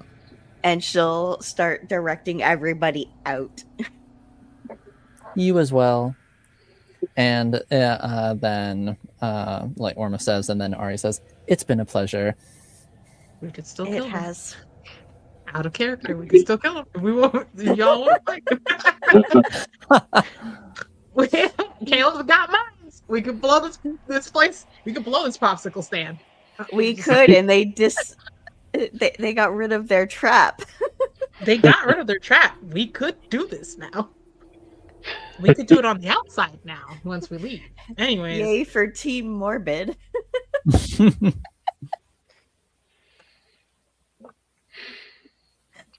All right. She'll file out. If it's time to go, please get off. Yeah. Mind the mines. Oh yeah, no. Cat's going to, be careful as she walks around. Yes, Caleb, you see the three of them emerge, the idol in Cat's hands. She'll be carrying this priceless idol around it open. Hey, what did you have? She's going to get it into the carriage as quickly as possible and put it where she would normally put parcels and stuff, and wrap it up and put down a false bottom. And then sort of as you're all sort of getting ready, well, I guess first off, Caleb, do you retrieve your mines or do you just leave them there? I think that's weird and slightly rude. I mean, I was thinking of both of these possibilities. I think he'll get them.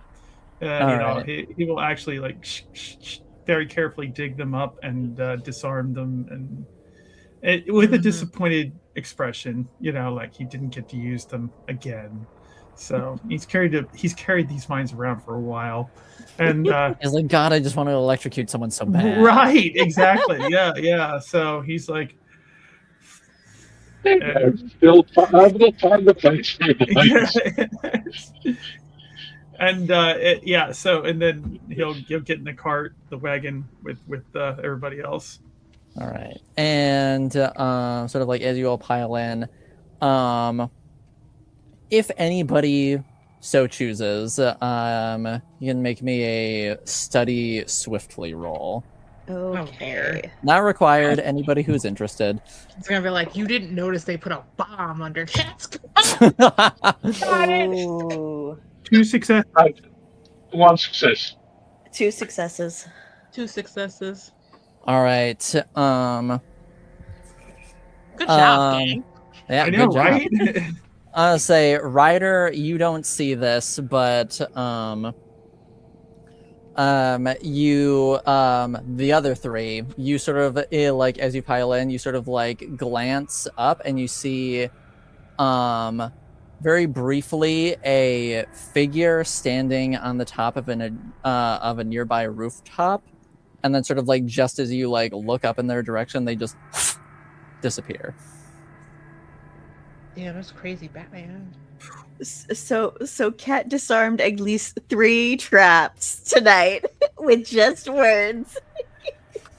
The person just disappeared? Yes, it's they're there, and then there's just a sort of puff of bluish greenish smoke almost that and then they're just gone. But it's less they dropped something and more it just emanated from their person and they were gone. Did they look? Well, you said it was swiftly. So Yes. I'm So guessing yeah, we can't tell if like Shadow seems similar in stature to the people we just met. yes. If you had gotten more than a 2, then you would have been able to discern that information. But Fair. you could only discern that it was a figure Mhm. who was there seemingly watching you and then gone. Caleb is just like, like in their direction. Uh-huh. With the I mind, was trying to go out to mind the launcher.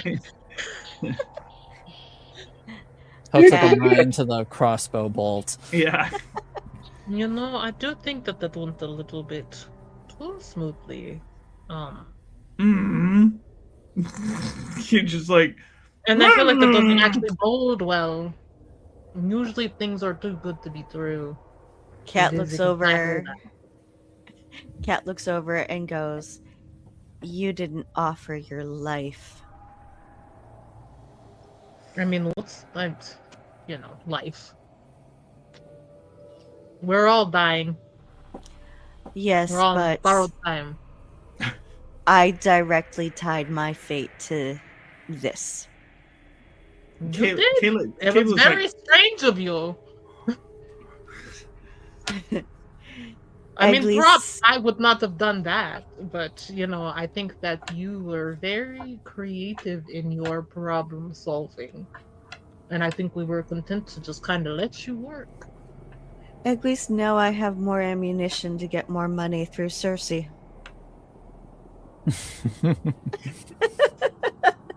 I mean, I suppose, but she seems pretty seems pretty on her P's and Q's. I don't know if you'll be able to talk her out of anything. there's But a maybe concern she'll vouch for your hazard pay. There's I am bringing her home, Caleb, alive and unharmed. With the new look, yes. How did Cersei feel about your new look, Caleb?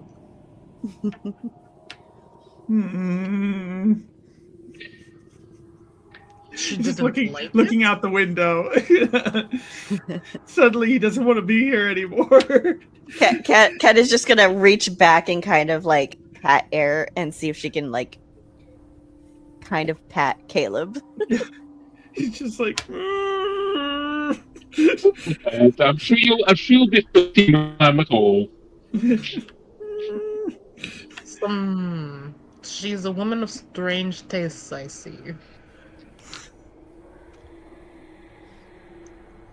I mean, well, it seems like he's just looking out the window. I mean, Caleb's depression aside, we don't have the tools or resources to deal with that. If anything, we take him to a dirt path and he and I can wrestle. Again, like Ryder, did you see this? This is so strange. They've known each other for like, I don't know, 3 hours? It's crazy. Wow, they're really moving fast. I love this for them. It's quite entertaining. Give a man a bath and he becomes a whole brand new person. But perhaps we should take this idol to the client, or should we take it back to our No, boss? we're Quotation taking marks. we're taking it to the client first, and Yeah. who said I only looked at him after he got clean. He's just gesticulating wildly. He's like, no. You want to take it back to the distillery district? Before taking it to the client? Do you want to confer with Cersei first? Whipped. He looks downcast. He's just like, I mean, hey, that takes all types. If that's your truth, live it. Cat's just gonna whack Elizabetta because I assume Elizabeth she's has gonna be become up way front. more conversational with Caleb since he stopped smelling like a fucking barn. Yeah, I would say since he stopped actively smelling terrible. Yeah, that force field of stink was really, really strong, a deterrent, and she was much meaner. Now she's at least a little rude, but like conversational.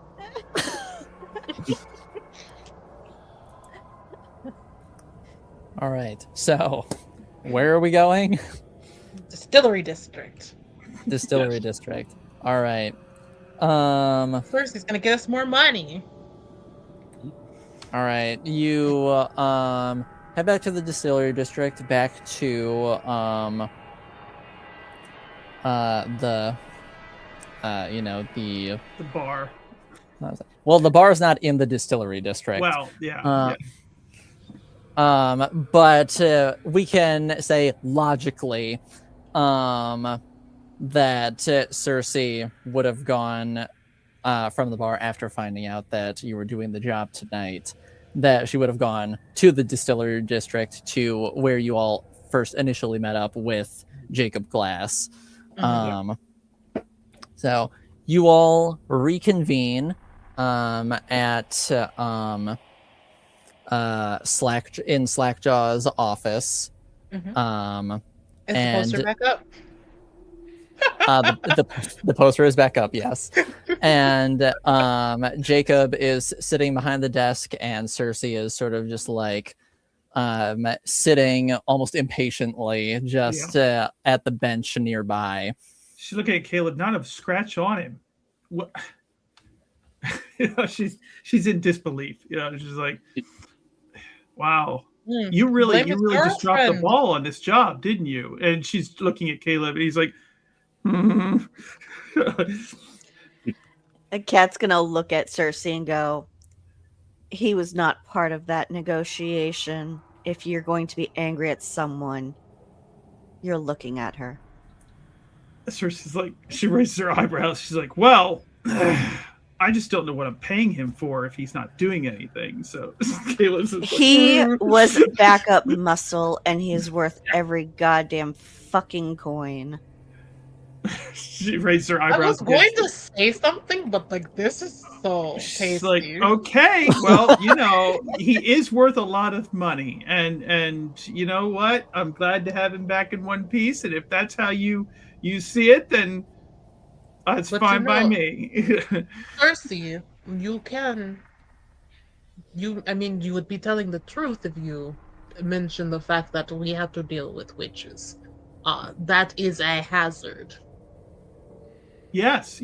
Oh, he was there as a deterrent for them anyways, so I think it'll still work out pretty well. Caleb, oh, we're getting paid.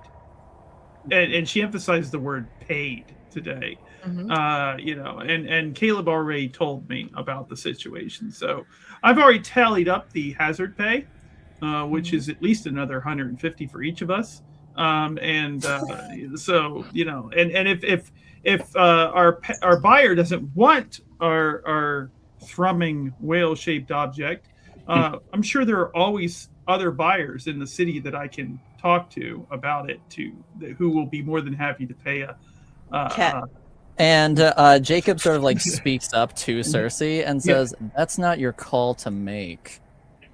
Oh, it is now that he's part of my group, and obviously Kat here is defending him with her life. So Kat's gonna sit on the desk, look at Cersei, and go, 300 extra for me. I have contingency. I like the way she negotiates. Yeah, I do. She understands. It's a shame. I can read it, Jacob. Is Jacob getting mad? Is this getting tense? Make me a. I say, make me a. I gotta study swiftly. Yeah, make me a study swiftly. Is this going bad all of a sudden real fast? Crazy. That bloodshed you all wanted, it's happening. We're getting a fight after all. It's just not with who you thought it was. Of what to do next. I got one success in the study swiftly. And one success? Two successes? Okay. Yeah, he's getting irritated. He's getting irritated specifically at Cersei, acting like she's running the show when she very much is not. Listen, Jacob. There's a certain need for professionalism. All right. Obviously, there's a job that we're doing. When we talk to the client, Have done. there was also, and done. Yes, correct. It is done. That's fair, kind of. That the client did mention hazard that they pay. might be willing to do hazard pay, and that's not bad for the game. Yes, And everyone. not. Cersei just like as if out of thin air, she's like, "There's the contract," and just like right there. Give us her soul. I would say it is certainly not. And if the client agreed to potential hazard pay, then by all means. But, and then he sort of like looks to Cersei and then basically like points his finger as if he's shooting daggers at her. At that same moment, Caleb's crossbow is up with the incendiary arrow in it. I'll say it, but oh my god.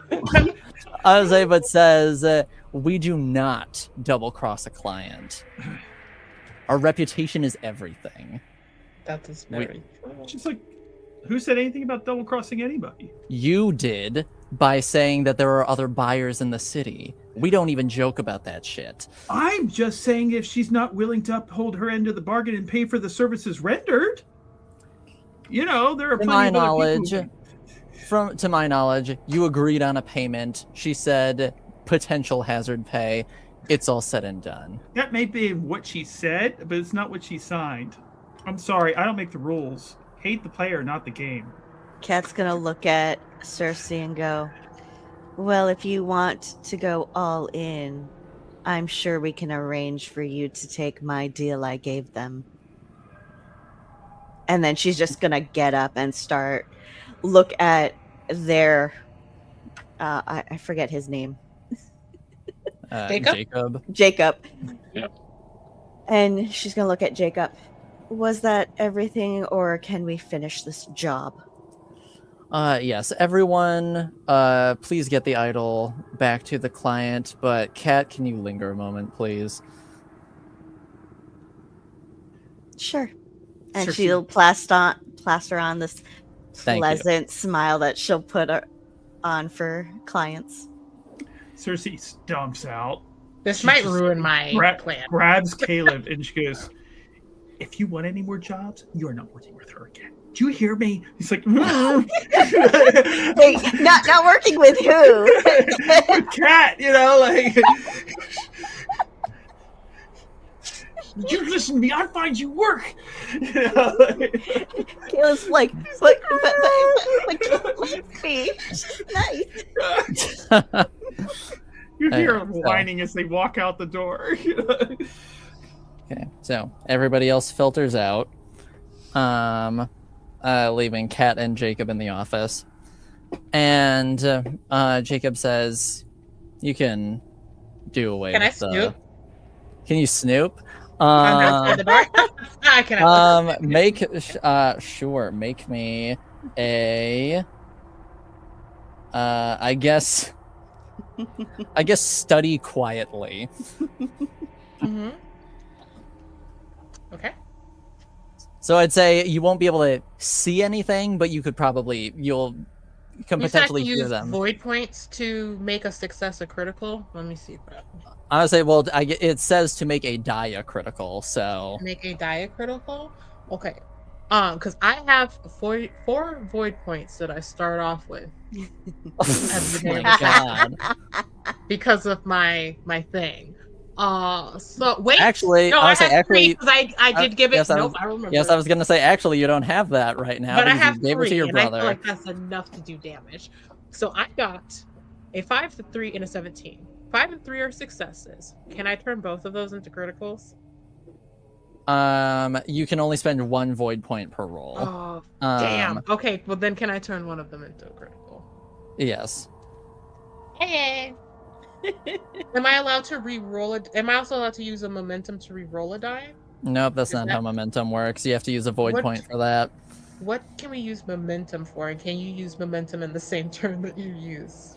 points. You can, but you have to use it before. So, Okay. momentum. Yes, momentum. You're able to add extra dice to your roll, but you have to do that before you actually roll. Gotcha. Well, I Okay. got 3 successes. 3 successes. Okay, so then I'd say you can hear everything, every part of this conversation that's about to happen, and Fly on the wall. Jacob just says, "You can do away with the business lady smile." Kat's just gonna let her face fall. And he just like opens up a drawer, puts his hand in, and then pulls out what looks like a coin purse, and then just sets it on the table in front of you. She's just gonna look at it, look back at him, and go, "What is this for?" You did good. Well, apparently, from what I saw, prevented inter-gang conflict with the Nameless. Yeah, I saw.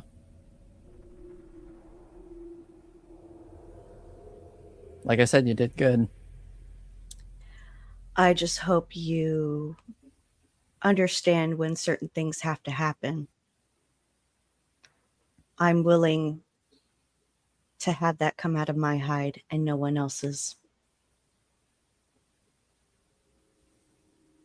That was real big of you. Not a lot of folk are like that.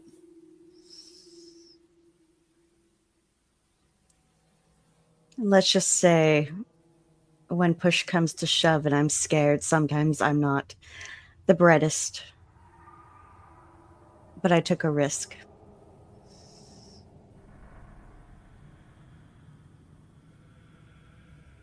Well, I think the risk is going to pay off. She'll walk over and grab the bag and put it in a hidden spot.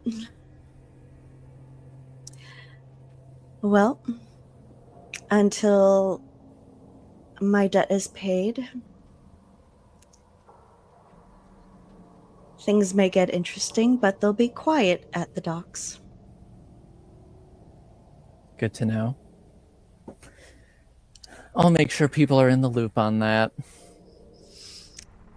I will also be encouraging some contacts to, take some naps or take a long piss. It's easier than trying to explain fires. Yeah. Well, let's hope it's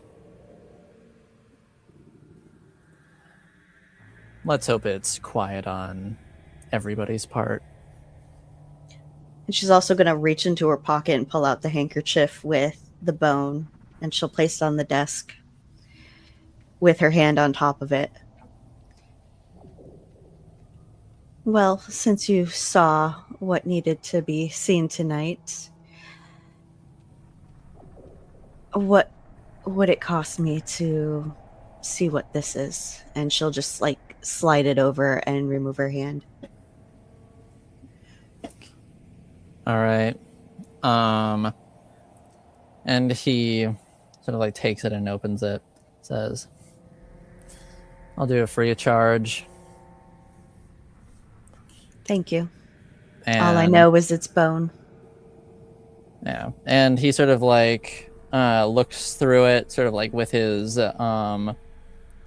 gloved hand, and is sort of starts sifting through it, looking for bigger fragments.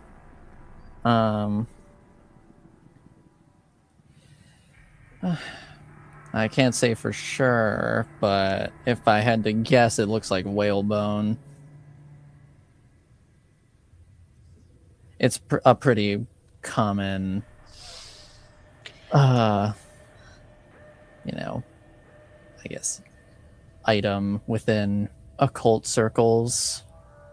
You like to make runes, bone charms, swords, daggers,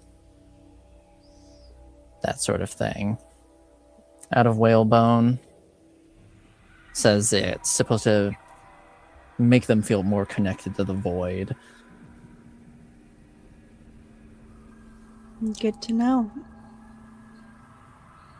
And she'll just kind of lightly put her hand out, palm up, in case he wants to give it back. Yeah, I would say he'll sort of like tie the handkerchief back up, and sort of like as he hands it back, says, "This one got real smashed up." Yes, unfortunately, there was a lot of carnage as I was walking through. It happens. That's just the job sometimes. Yes, thank you. Welcome. She'll put it back in her pocket, give him a little 2-finger salute, and walk out. Yes, and he'll sort of like take off his bowler hat and sort of like gesture at you and then put it back on. Take care of yourself.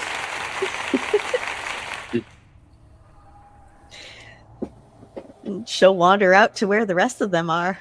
Yep, you wander up, and Elizaveta, you are gone from the stairs before a cat reaches the point where she would have been able to see you. Okay. Cat, or not cat. Damn, I forgot who I was for a second. But she gets away and she's kind of moving quietly. She's gonna kind of like sneak down, like quietly go downstairs. But she's gonna kind of like. You're to sneak back downstairs to the office. Oh wait, the office is down. Sneak upstairs. Sneak upstairs, but kind of like wrap around somewhere else, so it could be like she was wandering around while we were waiting. Okay. So it's not like, oh, Elizabeth just came down the stairs. It's right before that. She can walk into the main room from like a different side. All right. So, Cat rejoins the rest of the group.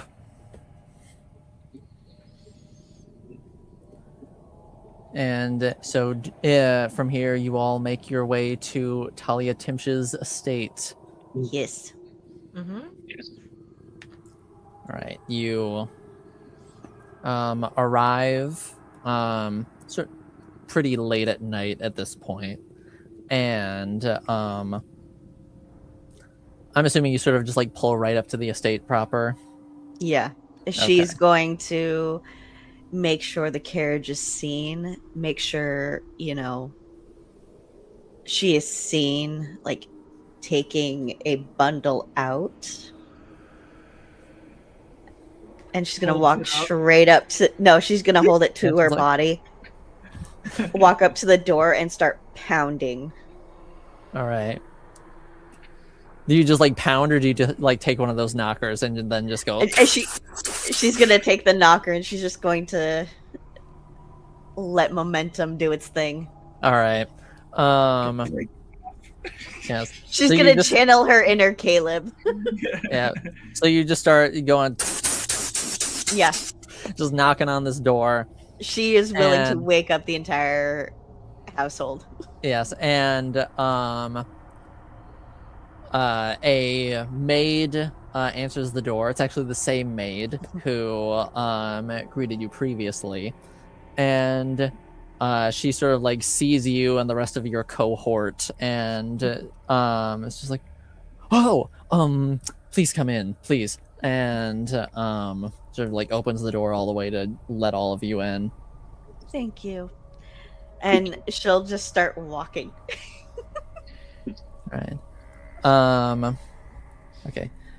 And she says, if you do you recall where Lady Timsh's office is? Yes. Okay. And she's gonna start walking upstairs. And she's like, and she sort of just like starts looking around, panicking slightly. Right next to you, like walking with you, keeping step with you, because she's like, you are not going to queer my pitch here, all right? Yes. Yeah, and so like they're muscling each other, getting to the door. And she's sort of like slightly panicking, looking around, and she says, please wait in the office. I will go get Lady Timsh. And she sort of like wanders off elsewhere.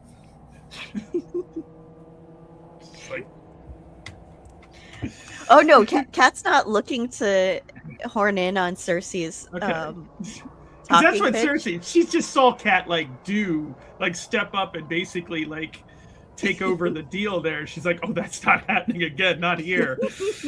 Oh no. In the office, Cat was baring her fangs. Yeah. Here, she is just doing her job, and she is not happy tonight.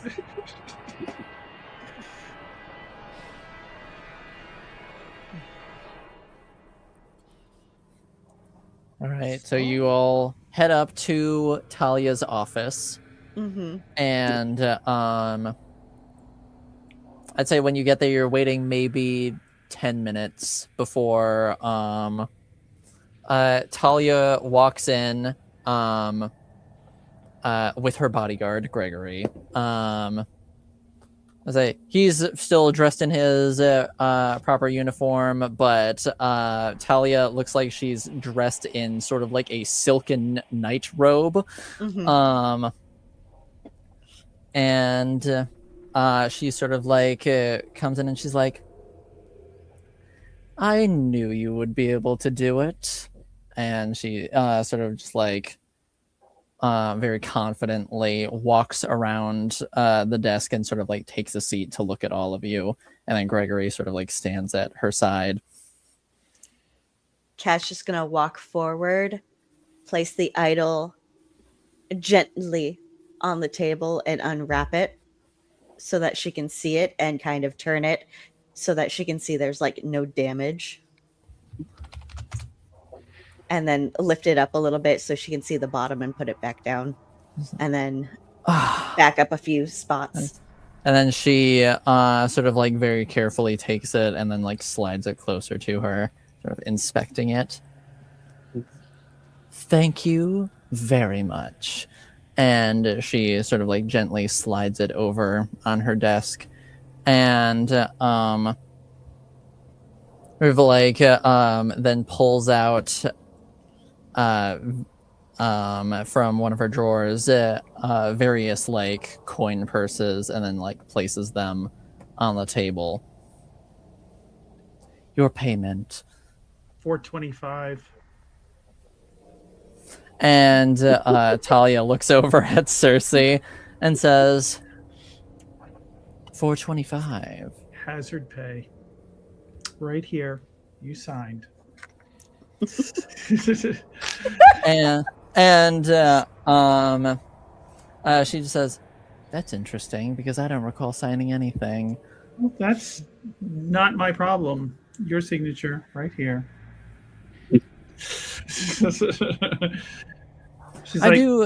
I do recall agreeing to potentially adding a bit of hazard pay, but good. That's what this is here. Yes, but I never signed anything, so there was not a hard payment increase from what I recall.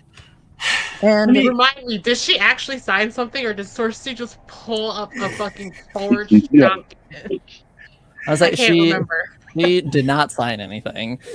No. She says, listen, I know we're all professionals here. I know that we all have our reputations. And it would be awful, I think, if one of us had their reputation sullied by the fact that... And she's like gesturing around, wasn't remitting fair payment for a job well done when they clearly possess the means to do so. Make me a talk boldly roll. Okay, I am going to use my void point. I got one success, but I'm going to use the void point for the other one to turn it into a critical success, so that's 3. Oh boy. You should not have. I should never have fucking said that rule. But we haven't gotten to really use void points much, so we're yeah, like last episode, let's just go crazy. Yeah, you've just been hoarding them this Yeah, whole yeah. time. We didn't listen. And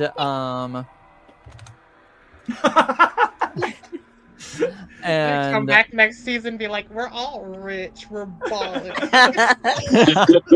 and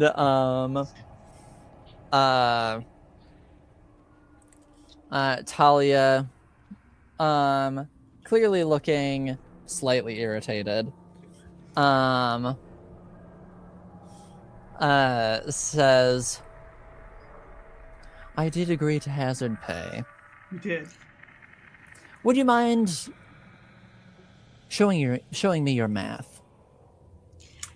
Oh, of course. And she will say, so originally, the base pay amount was $375, as we agreed upon, negotiated.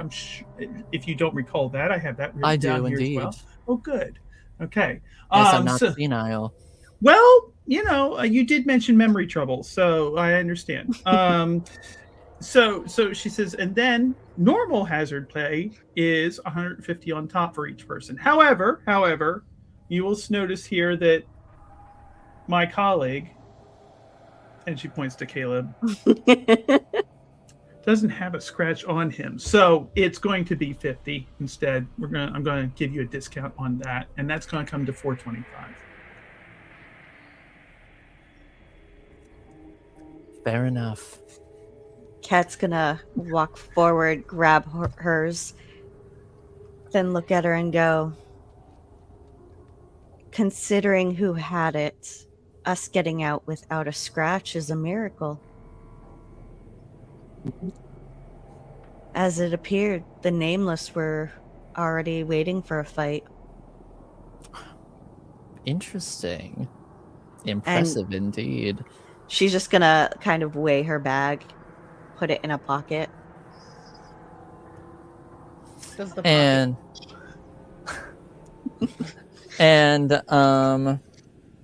Cersei's like, she makes a fine point, and I anticipate further business from you on this, because I imagine that this isn't over. So thank you for, we'll see if I paying need anything else from you, I suppose. Oh yes, I'm sure you Alex will. would be like blacklisted. I don't ever I say, and again. yes, I was gonna say she takes she opens up the same drawer and then takes out some more coin and then like puts them in each of them. Yeah. With the exception of Yelizaveta's, and she sort of like looks pointedly at you and says, I think I have something else for you instead of traditional hazard pay. She raises an eyebrow at that and she's like, I'm always amenable to a discussion.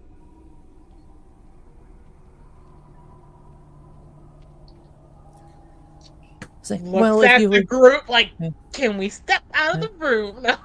yeah, just like, well, if you would like to linger, I believe I've concluded business with everyone else. So Have a like, good evening. works for You me. as well. She takes the bigger bag of coins, stuffs it into her vest, and tosses the small one at Caleb. Drop out here. Kat's already digging in for some coin for Caleb and slipping him to him. CPS And- again, but it's Caleb protective. He's like looking to see if Cersei's watching, like, like. Because she'll snatch that too, so he's just like. I was like, Caleb, it's Dunwall. Just kill her. No one will notice. There's a whole story there, so yeah. Yeah, I don't doubt it. But as all of you head out, except for Elizaveta, Talia looks to Gregory and says, Gregory, could you please be a dear and give us ladies a little privacy? I promise it won't take long. And he says, of course. And he sort of like gives her a polite bow and then walks out of the room and then closes the door behind him. Mm-hmm. Such a dear, that man. Oh, so I see. Now you've really piqued my curiosity. I can't imagine what you're going to say here. Yes. Well, after our initial meeting and interaction, I just had an inkling that I had found a woman of similar interests. Hmm. How do you think? What gives that impression? Oh, she's smiling. And she like looks over at the painting on the wall that you had been eyeing before. Oh, it's a beautiful piece. It is, isn't it? It's by a painter that my uncle was head over heels for. Hmm. I've gotten rid of all of the other pieces, but I do rather like this one. Yes. Quite love the way it makes me feel. Yes. Well, and then she sort of like walks over to sort of like a cabinet behind her, and she opens it. Yeah, she opens it up and grabs this sort of like wooden box out from it, and then takes it and carries it over to the table, and sort of like opens it up, and there is sort of like a piece of sort of like black stone about this big around. It's sort of like, you know, broken and chipped in places, but it looks to be a similar material as to what the idol is made out of. It's just not sculpted into anything. It's like a pure version of the stone. Oh, okay. What the hell? She's now just silently watching Thalia. Yes, and sort of like she just opens the box and then just slides it towards you. Wait, she's handing the box with this like unhewn material? Yep, she opened the box so you could see what it was, and then she slid the box towards you. Okay. Now this is crazy, right? like this is kind of crazy.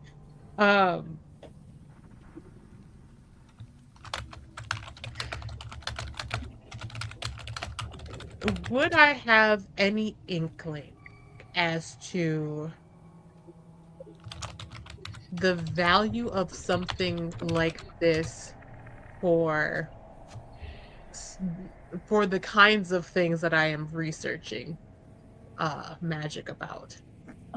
Make me a study carefully roll. Yeah. And just as Actually, no, make it the study. last episode of this season. I would say actually make it study cleverly. Okay. This is the last episode of this season. Just to clarify, Elizaveta is very curious about magic because she wants to figure out a way to use magic to enhance medicine, to change people, to essentially provoke an evolution, to make them stronger. Yeah, that sounds crazy, doesn't it? Exactly. So, anyways, once her studies went into a little bit more of a, let's say, impassioned specialization, it was kind of like, oh, I need to leave because I'm now looking into things that could potentially get me thrown in prison or executed. She don't really care about that. She just doesn't want to be stopped. So, you know. Anyways, so let me roll that. Okay, study. Now because this is I'm assuming this is in vain with the occult. So am I able to use Yes. my void Yep. lore? Yes. Yes, ma'am. Sexy. Love it. Amazing. Please. It didn't get under 3. Damn. What can I use a void point for again? You use a void point to reroll failures. I got 2 successes, but I want to know if I can make this better. Yes, I would say you have you can use a void point to reroll any dice and then get and then stick with the result that you get, or you can turn 1 die into a critical success. And that's what you're like, damn, why did I say that? That is why I'm like, damn, why did I say that? It's okay. I only got 3, so that's 2 of the 3 already used up, bud. I'm gonna do that. I'm gonna make I got a 7 and an 8, so I'll make one of those just a critical, so I have 3 successes. Well, you're able to make the non-success a critical if you want to. You can make the non-success a critical? Yes. It's any die? Yes, yes, it's any singular die, but yes. Oh, that's crazy. I would have been having like 5 successes. Dang, I didn't know that. Anyways, not 5, 4 successes. And then I'll make the 17 the critical. That's 4 successes. I'm sorry. I could have generated way more momentum. Okay. You're like, next season. Fuck no. Yeah. Next season, I'm gonna have to because I feel like we need to at this point. But we're like, I'm definitely gonna rethink some things. Or at the very least, maybe read some things a bit more closely. But you're probably right. You're probably right. But you sort of like look it over, and like the it's sort of like the idol. You are feeling this, I'd say arguably more than the idol. You're feeling an extremely strong pull to this stone. And you sort of you're like, this is definitely from the void. I don't know exactly what this is, but it's definitely from the void. And you feel like it was almost destined for you to have it. Stop. That scares me because it's you. Yes, and and you just like sort of like that like feeling that you had before, like when you touched the idol, and you almost like didn't want to like let go. Yeah. This stone wants to be touched by you so badly. And who am I to deny that? What? We can't learn unless we do. Because I was gonna say, get down, don't get up there. Elizabetta, she's like looking at this curiously. She's, taking the mask back off, and she's now putting this magnifying like monocle on, essentially. And she's, clicking some of the smaller lenses to get a better look, but eventually just kind of gets drawn closer to this material and takes that off, so that she's just plainly looking at it and reaches out to just grasp, like almost caress it with her left hand. Yes. And as you sort of like touch it, you see a crack form in it, and then in a moment, almost like an explosion, the stone in the box just explode, and you and Thalia are blinded by white light, and everything is dark for a moment. Before Is the flashing light seen outside the room, or has everyone already vacated? I say, like everyone's out of the room, but you, sort of like as the explosion happens, you and Thalia are knocked to the ground, and Guessing she wasn't expecting that. yeah, and the door swings open, and Gregory runs in, but like everything you're hearing is muffled and sort of like echoey a little bit. And you sort of like go to like reach up to your head in almost pain, and you notice you're using an arm that you shouldn't have. And you look down, and where your arm was once missing, you now see one made of wood and black stone. And that's where we'll stop. Oh my god! Holy shit! What? I was like turning my right arm over, imagining like looking at this new appendage, so like limb that hasn't been there now for so long. What the hell? Damn. It's crazy. Well, thank you, everybody. Thank you. Thank you. This was fun. I'm glad. I feel like we definitely need to do more now at some point. Yes. Yeah. I want to know what's up. Everyone's wild. everyone's a little wild, and I do love the how like almost cheerful Ryder was the whole time as there's like weird tensions kept happening and like layering on top of each other, and Ryder's like, "Hey, it's going great." He's just a little like cheerful zen center of it all. He's the eye of the hurricane. Just like, unruffled by just the stuff happening. So it's like, oh, we're gonna fight, we're gonna kill each other, and it's just like, this is a good day. It's just great to be alive. Kat's new goal: get Caleb. Oh, Jesus. You're in my crosshair.